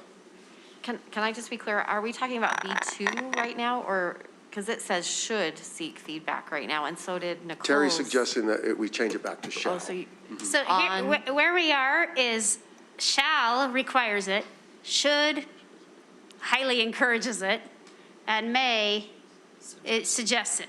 But Rich, let's go to, well, Chris, did you have another well, follow-up? I'm just saying, I think like on what Nicole was saying is like, if we want it to be consistent through our district, we should keep it should, but shall kind of does sound like they have to do that. Like, I'm trying to go back and forth and make sure, because we don't really want to undermine teachers either. Like But I'm they happy need to to let let her us consistent see. do we want but- to be? How Yeah, consistent do we how want to strict be? does this need to be is what I'm trying. Well, there's trying to figure out. consistency and then there's individualization. Yeah. Right? Like, I also appreciate there's individual communities and that we should honor that. And that is where the flexibility would be put in there. That would, we may want to. May. Well, that's what's cool about each community council at the high school is Olympus's community council looks very different than Cypress's, or Taylorsville looks different than even Kearns, even though they're neighboring communities. And so this is just my personal opinion. I don't know that I'm in love with the word shall. I'm kind of in the should camp right now. I don't like the shall because it's just, but I think should, I would hope that if it's should, highly recommended, highly encouraged, then community councils can ask those questions, that there's a collaboration there, that they feel like the door is open to have those conversations. Does that make sense? And so I like sending a little bit stronger message than may. I don't know, that's just my personal feeling. I don't know that gathering community council feedback undermines teachers. Okay. Maybe I'm just naive. I don't think the feedback, I'm saying the shall, to me, feels like they have to do that. They have to get feedback, but they should. I'm excited to hear what Rich has to say. Yeah. He's been waiting. I don't know that it's worth being excited over, but I will say this. As I went through the teacher administrator feedback, right, and you've seen some of that, and there's differences of opinion, as we would expect. But in going through that process, I look at number 2 and began asking myself, in terms of taking that step back, what is it that we're trying to accomplish with this being there? What is the primary objective? And for me, as I'm reading it, again, new to the district in this sense, it's really to drum up what is that interest and support of the community. Because all of us know that once a school chooses a production, there's a big marketing effort, there's a campaign, it's something we want our parents to bring their children and young children to, and neighbors, friends, family, everyone, and not just primarily those that are in the play, right? It becomes really a community. So if that's the primary objective, is this the vehicle, so I'm starting to look at it, to accomplish that, or are there other vehicles that we could still accomplish drumming up that community support for? And at the moment, I'm still wrestling with that. And when we start thinking shall and should, I would expect our teachers, our principals working together, they're going to do their due diligence in trying to find, hey, what does this mean for our specific community? hopefully they can and do, I will say in more cases than not, read the community and say, hey, this is what they can kind of support already. So I just go back to what is the primary objective of having a community council. Once that is understood, then what is the actual language that accomplishes perhaps that objective? And does it have to be, I'll use the word as heavy or as prescriptive to accomplish that end? But I'm willing, if there's other thoughts in terms of what the primary objective is, I'm certainly open to it. But that's kind of where I landed in terms of what are we trying to accomplish with that. And I think as we have a community council, to be able to know ahead of time, because those are the parents of the students there, to be able to know months in advance of what is being considered is just a nice thing to do if we support community councils. And then they can put it and decide as they, go about the community, just like Rich said, how enthused can they be with it? I think we should expect that community councils can give their feedback, and that the drama and music and those teachers and the principal would want them to be part of it so that it could include the whole community. Community councils are rather small, so it's not, but it should be a reflection of the whole community. I like what, so I think they should do it. We should expect community councils to be involved somewhat, as just to give feedback. Right, because if I may, Board President, number two in my mind is not a community council trying to find something inappropriate in a play, right? It's not that, and I think, again, going back to the primary objective, if it is to drum up that interest, that support, that encouragement, whether it's a should, a shall, or whatever, you would hope by virtue of our role in partnering with communities that we would engage on some level. And again, is this the right vehicle? And therefore, if the objective is such, is it a should, a shall, a may, to be determined. But at the same time, in that space, I absolutely will trust the teacher and the administrator to put forth a good recommendation, and I don't see the community council's role is to say, no, we find that XYZ not something we can support or not. But I wouldn't be so naive as to also say, you know what, we're going to navigate this without the community either, to say, you know what, we're just going to do this and show up and support us. But how do we generate that excitement and support? Just throwing this out there, it is expected that is another possibility. That was going to be my suggestion. If we're trying to wordsmith between should and shall, is a more appropriate statement to say teachers and administrators are expected to seek feedback, and leave it at that. I think that accomplishes the spirit of the objective that we're trying to portray here or present in the policy. What if we just took that word out completely? As said, teachers and administrators present their recommendation to the school community council, and we can even take out and seek feedback. Just say that they I think presented. that seek feedback's important. Well, don't we automatically get feedback when we take something to community council? Well, I just think it's important because if you're like presenting it, it seems like it's for approval. I want to make sure that is not misinterpreted. I actually am not, that's not my aim, Clark, to put as are expected. I don't, my aim is not for community councils to be expected to do that. And like as a principal, if I see should, that's to me will. You know what I mean? Like if my supervisor said you should do this, I better do it. right? Like, I don't want to be the person who said, well, I know you said I should, but I didn't. So I think that that is an expectation if we use should instead of, say, a may. And the other thing that I would like us to just be really sensitive of is that I think the process of choosing a musical, as we heard from our feedback, is such a long one. And I wouldn't want to have to add a month onto that, like this new tricky time frame for a teacher. I do think that this allows for an email.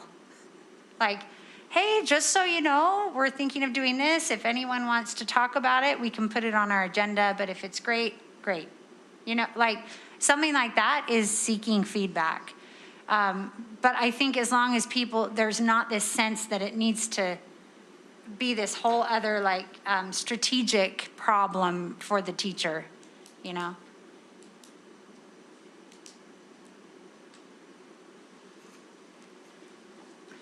So I really like the idea of maybe getting another feedback. We only heard from about half of our schools that participated. It was right before the break. So I kind of like maybe we should get some more feedback before we decide. And maybe think about what Rich said is, what is our intent with this? Are we really trying to we want our community to kind of rubber stamp it? Or are we trying to get a process that's uniform for our district? You know, like maybe we really need to rethink a little bit more before we decide. I guess it goes back to how consistent do we as a board want this to be? And, you know, we'll receive feedback and we'll get all kinds of, and I respect that, I understand that, but what do we as a board expect? To help our musical people, our principals and communities stay out of trouble? We live in interesting times, and so, and what do we as a board want to do? Well, and I think that's exactly what we're doing, is trying to do the same thing as getting more feedback so we can make a informed decision of what would be the best for our district, so. Well, I think what Karen said, it's become clear that we need some consistency. Right, and I'm not opposed to a third reading, but, you know, that gives us another month. We can easily, I've already talked to Ben Horsley about this, or maybe it was Rich, I don't remember. One of either Rich or Ben, I talked to this about there's no harm and there's everything to gain by putting out the same 3 questions we asked to teachers and principals right before the break, because we have another 4 weeks prior to meeting again for final action on this. So we can go ahead and do a second reading tonight with these changes, but that, once again, it's a second reading, and the final action becomes the third reading in February. And I've talked with Rich, there's no harm in the timing of taking another month to select that feedback, try to get that other half of feedback.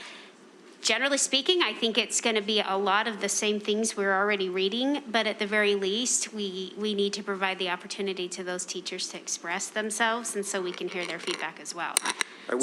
I would just mention that we did get feedback from about half the high schools and half of the junior high schools, which is a fairly good sample, actually. So we can do this as a second reading, but not a final approval, right? Because Yes, we can do it as a second I would like to see that reading. second one changed. Let me throw this out and see what you guys think. Instead of saying teachers and administrators should present their recommendation, what if we said should present their selection? Because then it is made clear that they have already selected this with the approval of the principal. Yeah, I like that change. We are just doing it as a courtesy to get the community involved and to get any feedback. Is that clearer? Does that present like what that we're trying better. to say? I like that. So can we do we have a motion? So do you want to make that into a I motion? actually still had another question. Okay. I had more discussion, if that's okay. One thing I really did appreciate the teacher who said in the feedback that it's a great thing to present it to the community council because they'll flesh out what your problems might be and help you figure that if there was a problem. So that's I think that's a positive to requiring to get that feedback. Rich, I wanted to know your perspective on, we heard from many principals saying, why the step of approving it through the superintendency? And we haven't done that before. Can you just give us some feedback on that? Rich or John, who's going to take that question? John, Yeah, I'll just say for starters, and John can probably give us some more background on that. Maybe I should go after John, but at this point, the principal largely represents the district's office's interests, right? This is another layer to say after everything's been said and done, are we still okay to proceed? And it does provide some cover, right, for whatever it may be, because we live in interesting times, that it's been well vetted. With that being said, there's also a case that I don't know that it needs to come up to the superintendency once it's reached that vetting process with the teacher and the principal. So that's my way of saying I'm very open to the dialogue as to whether or not this remains or is changed or is removed from the policy. John. I can just speak to what our practice has been.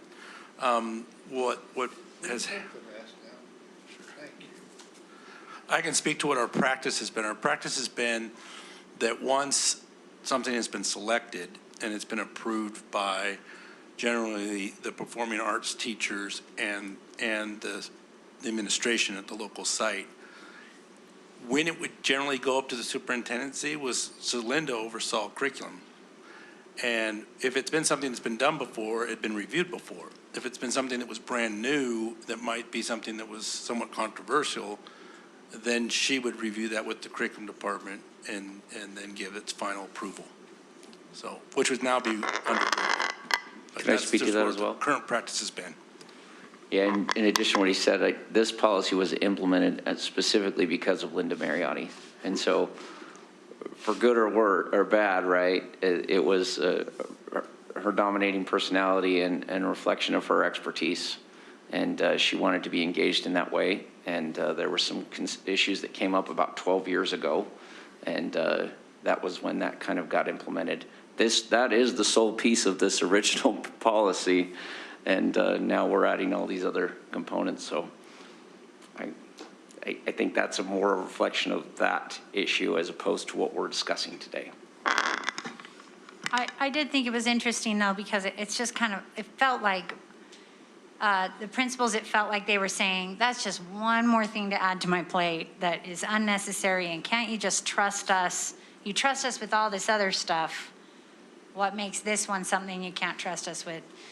And so I don't know. I felt like maybe that's something that we could consider through this month, what we think about that. Well, it sounds like our principals have been doing it already. So it's not adding They didn't one more. seem to think that on the feedback. They sort of were like, wait, Based on why what are we John doing just this? said, you know. So when I think there's safety in just running it by them. And we have had, not a lot, but we have had some controversy before. I would say that sometimes principals, just literally a handful of times in, a dozen years, have looked to the district to be the bad guy, perhaps. Just saw it for additional. When I read this in the policy, I thought, oh, that is great protection for the principal. Like, as a principal, I'd want to be able to say, hey, John approved it. That'd be great, right? So I was surprised that I was reading feedback where they were saying, hey, why are we having to do this? But it's feedback and it's important, to listen to, so.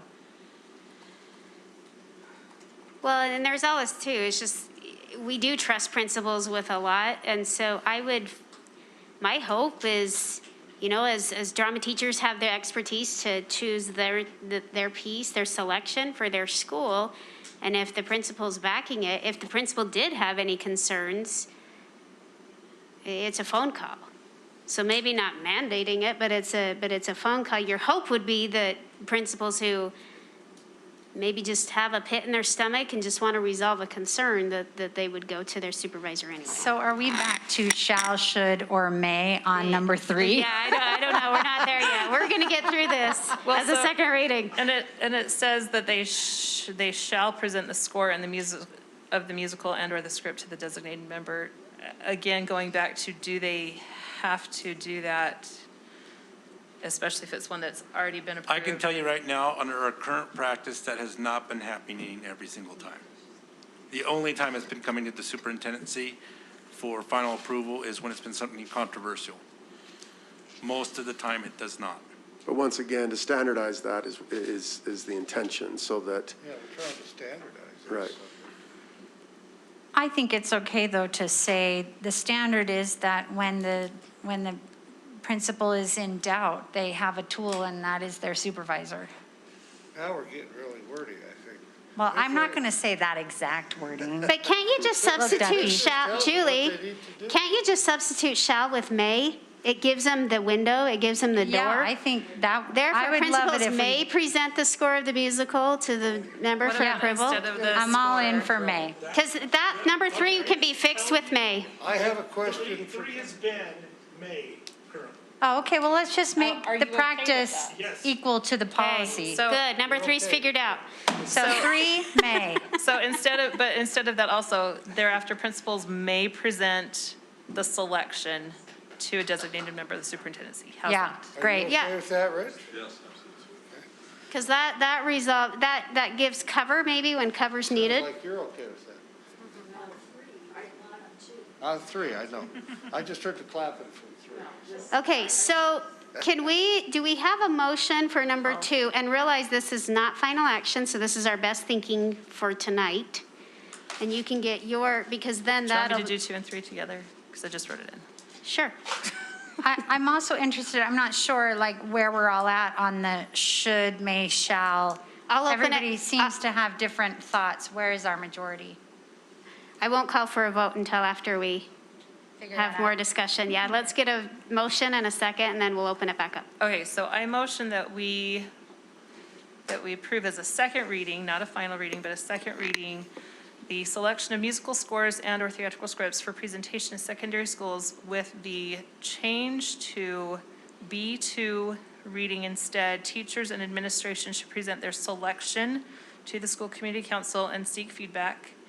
And 3, B3 reading, thereafter principals may present the selection to a designated member of the superintendency for final review and approval at least 30 days before any work begins on the production. All right, we have a motion and a second. The aforementioned changes, I'm not going to read it again.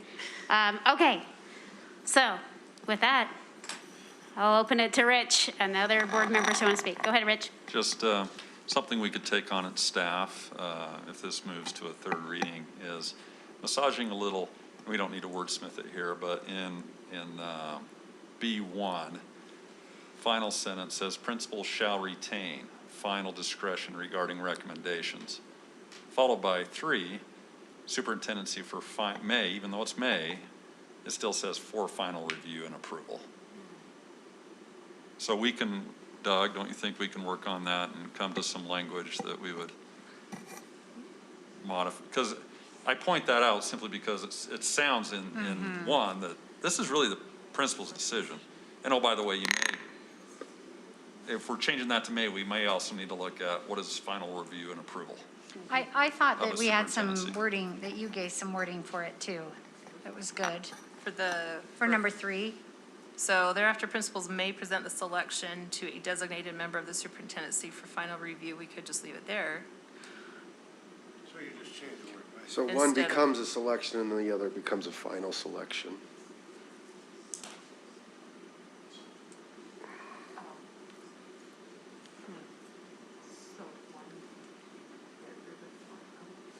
I think you're right, Rich, that you guys understand our intent and can take that and wordsmith it. That's what I think. Realize that the nice thing about this being a second reading instead of a final action is we have the ability to tweak it in a month too. Because I feel like we're in a good spot. I think we've cleared up a lot of things. I think hopefully we've cleared up some misconceptions. we've changed, I mean, we've already wordsmithed it a bit, but I agree, Rich, if your team will take it from here, Doug, executive leadership can work on that a little You bet. bit. Not a problem. But for right now, are we okay with the changes, the motion?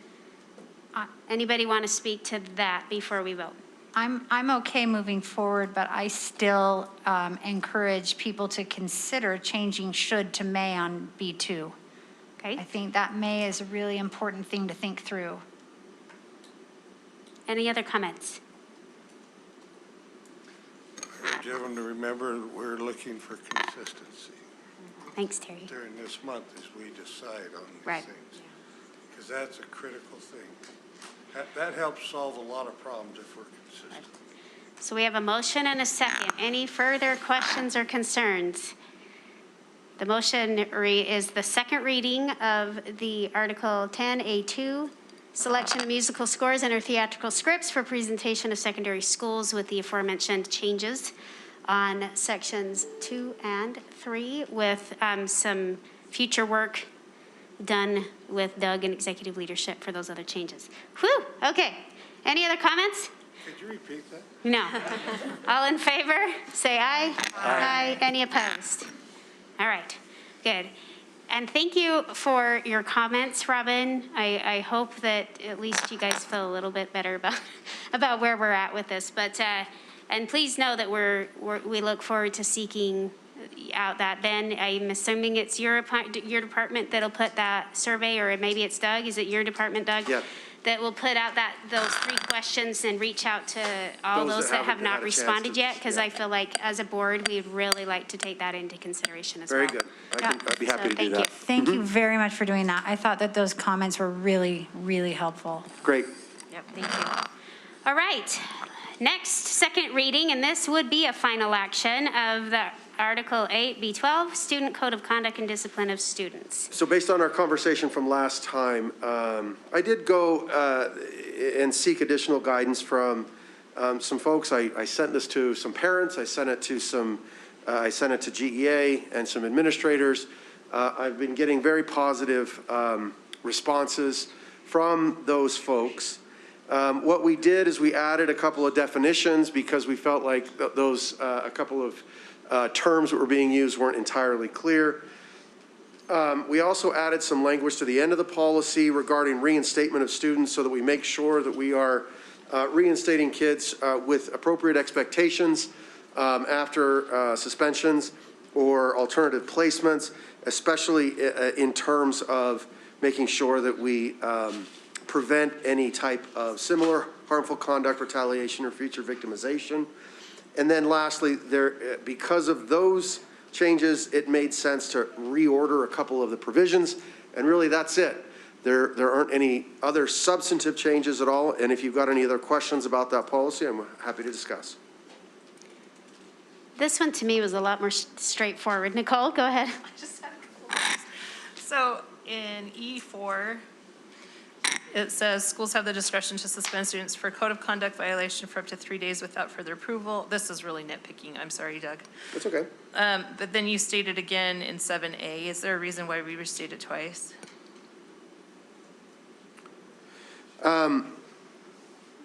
Let's see, schools have the discretion to suspend students for code of conduct violations. Actually, those two things, suspension for more than 3 days.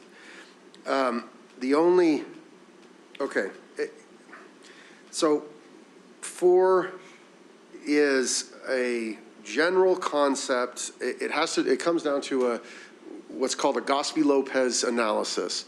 And it has to do with whether or not we are suspending kids for 10 days or more, right? Suspending kids for 10 days or more is generally what's considered a change in placement. So 4 just mentions suspension of 3 and 10 days, but talks about how that determination is actually made. 7 and 8 actually go into a little more detail regarding what's required if it's up to 10 days versus if it's more than 10 days. So you're right, stylistically there is a little bit of overlap there, but I actually prefer to maintain that overlap because it's for, you just have a slightly different purpose in those separate sections. All right.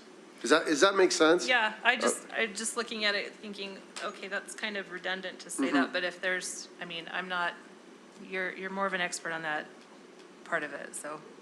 Yeah, that subsection 4 is kind of the decision-making process of how you treat it, the length of time you're going to make a suspension. 7 and 8 is more of the actual process of doing the suspension itself, if that makes sense. Right. And I know I emailed you about this, and I appreciate you emailing back. I just don't know if it's worth just to clarify. Sure.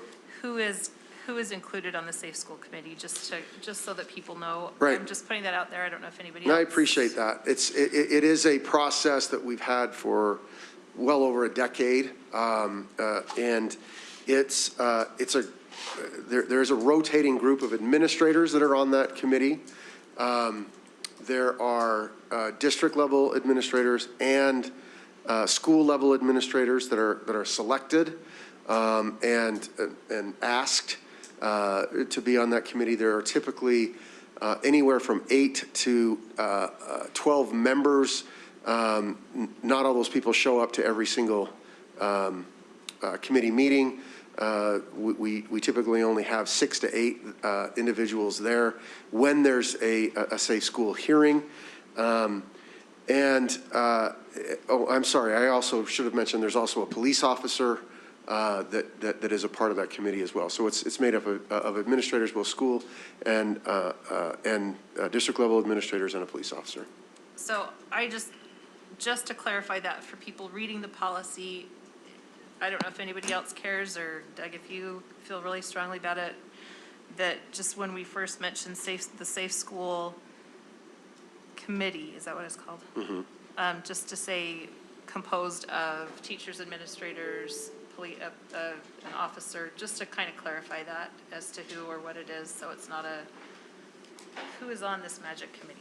Yeah, I'm happy to make that clarification if that'd be helpful. You guys okay with that? Yeah. Those were just my thoughts on it. Other than that, And, thank you. yeah, no, that's fine. I'm just trying to remember where the first place. Yeah. I should have marked it. No, that's okay. I'll find it. And then we'll go to you next, Julie. You look like you're ready to go. Just thank you for the verbiage about the victims. I appreciate you putting that in there. It's great. No, of course. Any comments? Other comments, questions, concerns? All right, with that, I will seek a motion to approve as a final action the second reading of the Article 8B12 Student Code of Conduct and Discipline of Students with the aforementioned clarification of who serves on that Safe School Committee. Whew, there you go, Julie. Now I regret that. I motion that we approve Article 8B12, Student Code of Conduct and Discipline of Students with the aforementioned changes by Board President Karen H. Winder. I'll second. All right, we have a motion and a second on the table to approve as a second reading and final action of the Article 8B12 Student Code of Conduct and Discipline of Students with the mentioned changes of clarifying who serves on that Safe School Committee. Any further concerns or questions? All in favor say aye. Aye. Any opposed? Motion carries unanimously. All right, our final second reading tonight, Article 2D Board of Education meetings. This policy has, we've had a lot of discussion about this policy in past study sessions and in board meeting. Since the first reading of this policy, the board adopted it without any further modifications. And unless there are any other questions or concerns about the policy now, happy to take questions, but otherwise, I leave it to you. Do we have a motion? I motion that we approve Article 2D Board of Education meetings. I'll second. Right, we have a motion and a second of Article 2D Board of Education meetings for a second reading and final action. Any further questions or concerns? All in favor say aye. Aye. Any opposed? Motion carries unanimously. Thank you, board members. Thank you, Doug. That was a lot of work. Thank you. Important work, though, and I feel like through more discussion, we ended better than we started, so that's always good. Next on our agenda, we have an action item listed as Granite Wellness, and we're going to have Dr. Rich Nye explain to us what that is. Thank you, Board President. Thank you, Board. As we navigate our current conditions, they've ever been changing, similar to what they were last year. And we're identifying other instances where we ought to make some adjustments and respond to our current conditions. I'll say that our employees, and when I refer to our employees, I refer as educators, right? We're regardless of, and you've heard me say this before, job classification, position, title. We're all educators because we're in the business of education. But our employees, and we're seeing this, and you've heard from some employees, but they're reporting and experiencing greater rates of exhaustion, fatigue, burnout in that regards. And it's largely to a lot of different factors, many of them just clearly societal conditions that we find ourselves in. But there are obviously some things that we can do as an employer to help meet their needs and helping them meet the needs of our students.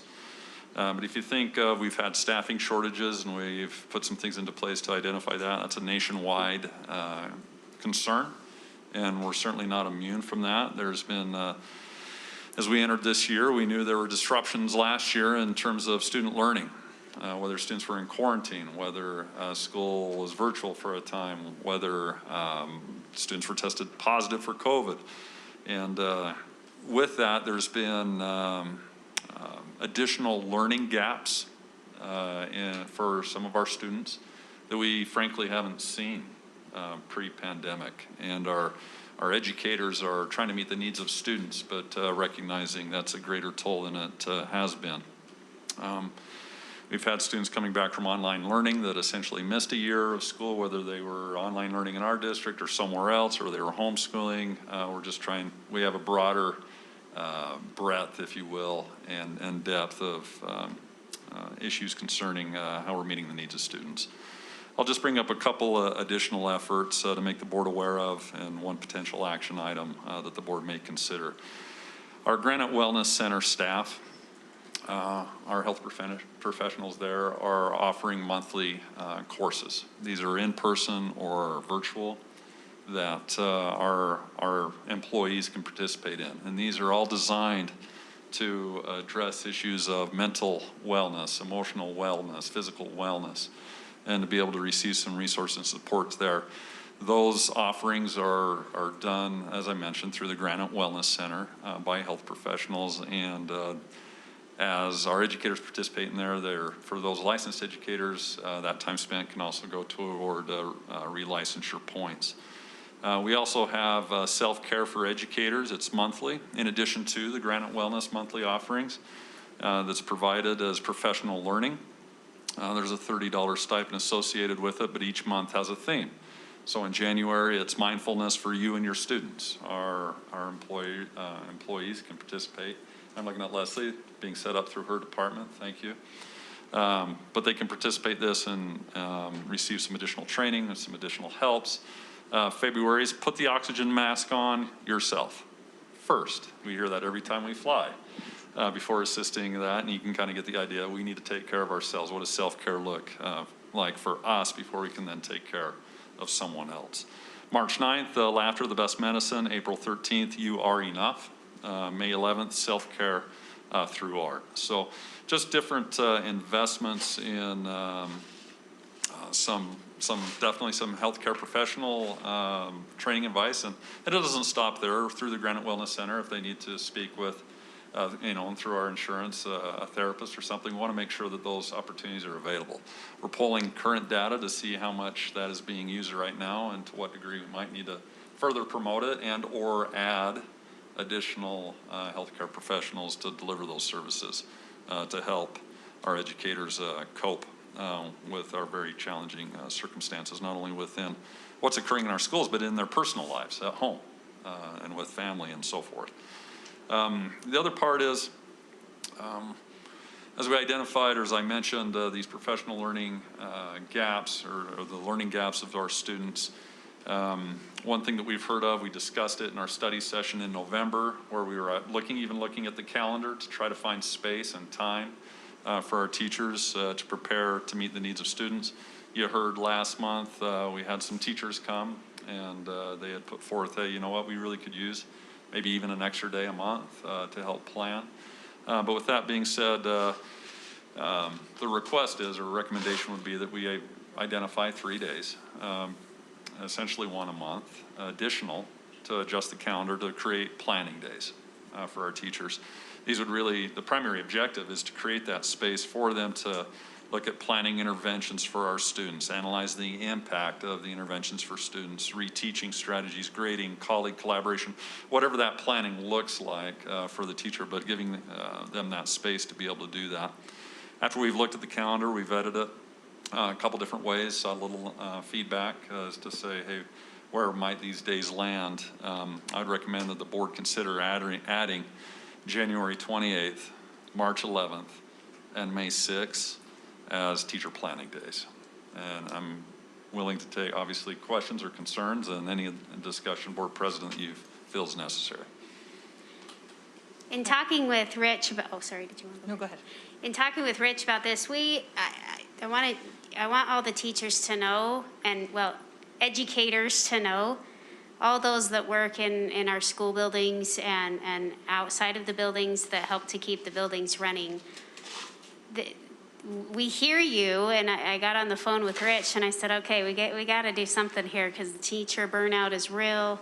Administrator burnout as well, because there's a lot of pressure going on, frankly, on everybody in the building, especially, I mean, even, food services, they're short-staffed, and we know that we're having a hard time with subs and just support staff. So the board, has been working real closely with the superintendent and superintendency to let them know our support of looking into this. I mean, they fleshed out the details. We threw out some dates. They tweaked it. But I just want, everybody to know that Dr. Mai is spot on with everything he said, and that the board has the full support behind it as we've worked through this. But I just wanted to give some background that this has kind of been really over the holidays. Discussion has been happening before we even went into winter break. 3 days seem pretty small. I know we had a discussion that we want to make it clear that it's 3 planning days, not 3 professional development days. Sometimes our feedback we receive is, oh, sure, you'll give us a day, but then you take hours away of, because of professional development. We value professional development as well. I don't want to downplay that. But we know what the teachers are asking for is the gift of time. The gift of time and freedom to how they spend their time, those hours within the buildings of their school, their classroom. And so that's really what am I misspeaking on anything? No, you're not. And I would Okay. just emphasize on that planning day that these are non-instructional days. These are not distance learning days. They are Thank planning you days. for that addition, that there's not, the hope is that there is no additional pressure to have to plan ahead, do extra work on another day in order to get that day off. This is essentially, our Board of Education is quite limited in our toolbox of tools on what we really can provide, but this we felt really good about being able to to be able to work within the law and the days that we have set from the legislature to be able to grant these 3 extra planning days. Nicole, did you have something? I just wanted to make sure to clarify that as well as far as the professional development, how are things being communicated? What are the expectations put out for teachers / administrators? Are we, are the teachers able to have some flexibility? What are the parameters, I guess, that have been set forth? If we receive board approval tonight, we'll begin our communication, and there's a lot of latitude there. The underlying premise is that this really is for the teachers to be able to determine, in this case, the teacher or the educator, to determine what is needed per their students and what it is that they might need in terms of advancing or meeting or planning to meet those needs for their students. And so there's a lot of latitude at the moment given in terms of it. It certainly is a work day, so to speak, but the expectation is that they engage in those behaviors that, one, is supporting them and helping them support their students. And our teachers know best, right? They're in the front lines. They know what is best needed for their students and what those types of things are that they would plan. So I'd be reticent to offer too prescriptive of guidance or mandates in terms of what has to happen in that regard, but a general objective regarding how time is to be used in that planning space per the teacher's discretion. Thank you. Rich, will you just kind of lay out again the law that makes this possible? Certainly. So the legislature has identified 4 days that a local education agency, a district, can use for 2 things. One is for teacher planning or professional learning. It's not an and.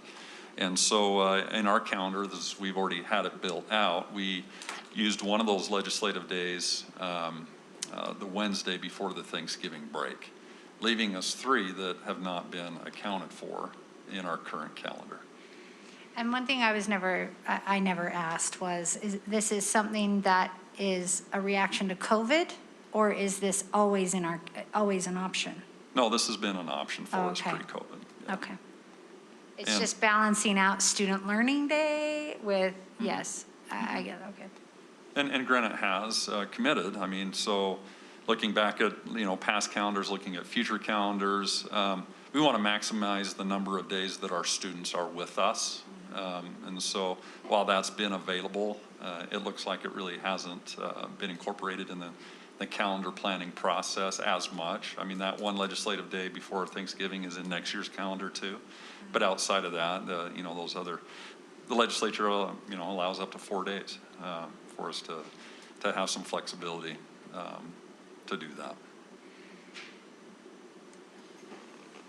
Any other comment? Connie? I just want to know, so will the district let parents know also that this is extra days that they have to have their kids over? Yep, through our communications department, we'll definitely circulate that information early tomorrow to say, here we have, by the end of the month, hopefully that's enough time, a little runway for them to make plans for whatever it is they need to do to meet the needs of their child on that day that their child isn't at school.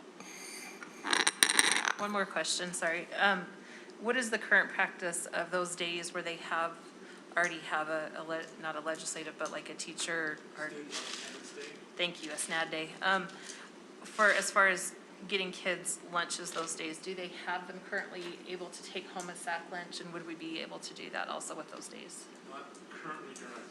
Not currently during our current SNAD days, but that'd be something we could look at or discuss. We've discussed doing something in terms of like a grab and go breakfast and lunch, or giving it to them the day before so they can take it home for that day. That's definitely something we're discussing. Okay. I just wanted to know that it was being discussed because I know that is an impact for some families.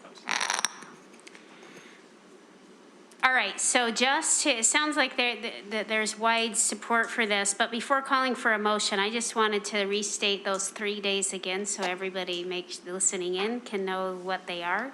They are January 20, by the way, these are all Fridays, January 28th, March 11th, and May 6th. So board, we have the opportunity to approve those 3 days as legislative days, non-student attendant day, and planning days for teachers. Although I don't know if the motion has to say all that. Doug, what does the motion have to say? Just as long as it is clear in the record that the substance of the motion, so that it can be referred to in the minutes if you need to, or it can be referenced in the report. So perhaps the motion will just list out the 3 days again as legislative days. I motion that we approve making January 28th, March 11th, and May 6th legislative days for the purpose of teacher planning. Teacher planning. I'll second it. All right, we have a motion and a second to approve in well, it is a final action, an action item to approve the days of January 28th, March 11th, and May 6th as legislative days, giving teachers those 3 days for planning time. Any further comments? All in favor, say aye. Aye. Any opposed? Motion carries unanimously. Thanks, Rich, for your work on this. And I know that there's things like lunches, communication that we'll still be looking into, but this gets the wheels turning on this. Go ahead. Did you have a comment? Yep, superintendent report. Let's go.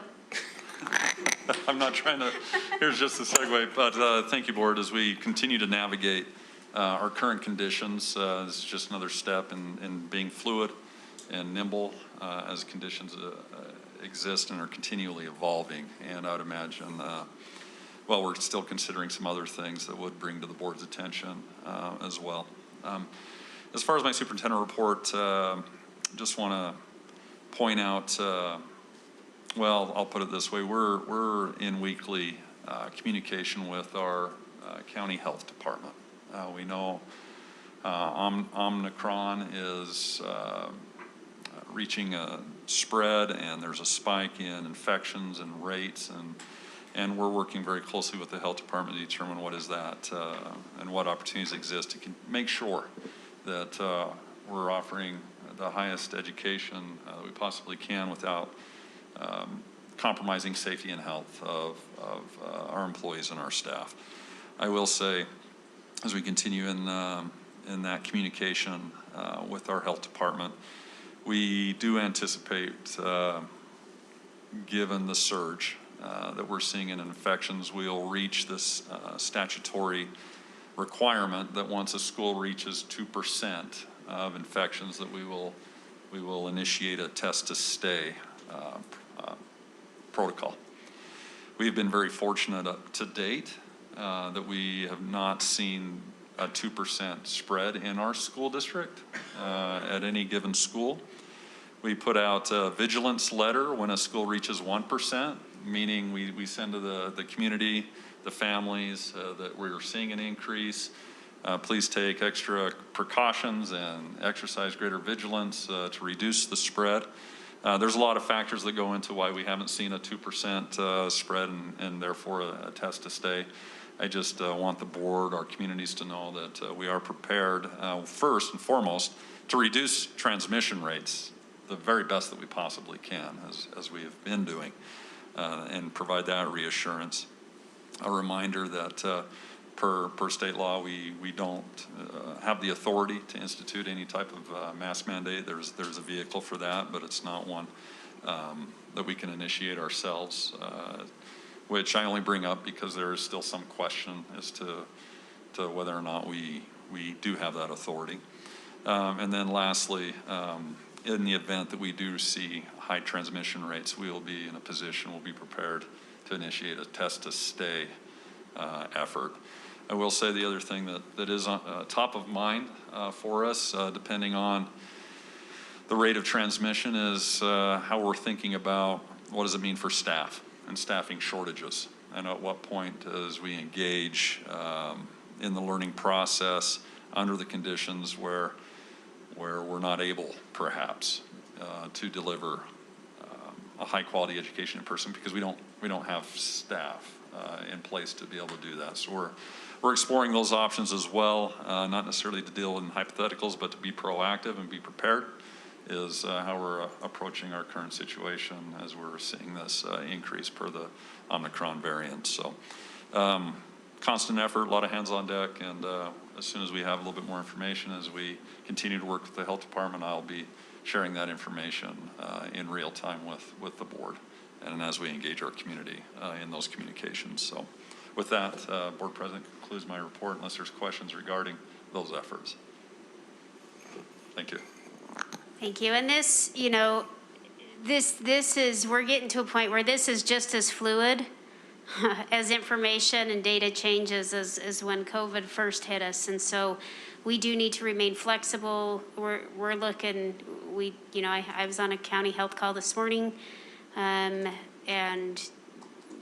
you know, the guidance sometimes changes and we have to be ready and flexible to change with it. And and look to our county health experts because they are the health experts. We're the education experts, and so we do look to them for that kind of guidance. And yeah, we have plans. Always in the work. I appreciate Rich and his level of engagement, of concern, not only for our employees and staff, but for our families out there. So, because the COVID impacts every level of everybody out there. So, with that, we'll move on to our board reports. Clark, do you want to start? Sure, happy to. My objective is to be brief.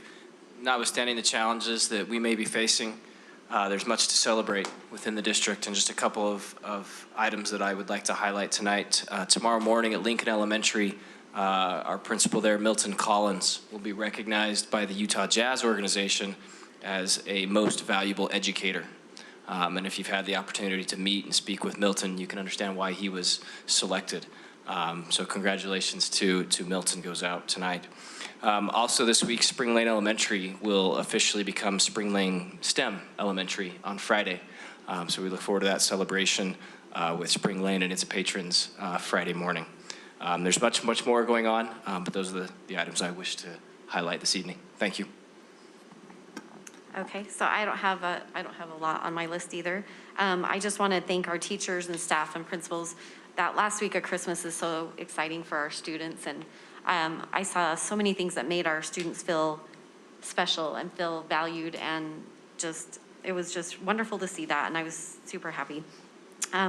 Also, I just wanted to express my appreciation for Dr. Nye and our district team and administration that I like that they're forward thinking. I like that they're proactive. I'm grateful for that in our district. I don't feel like we have to worry because we are in good hands, and they look at all the options. And so I just want to thank them for looking at our teachers' mental health, not just giving them these days off, but also like Leslie's team is working on those programs to help them have some other tools that will help maybe alleviate a little bit of the stress and the factors that make their jobs hard right now.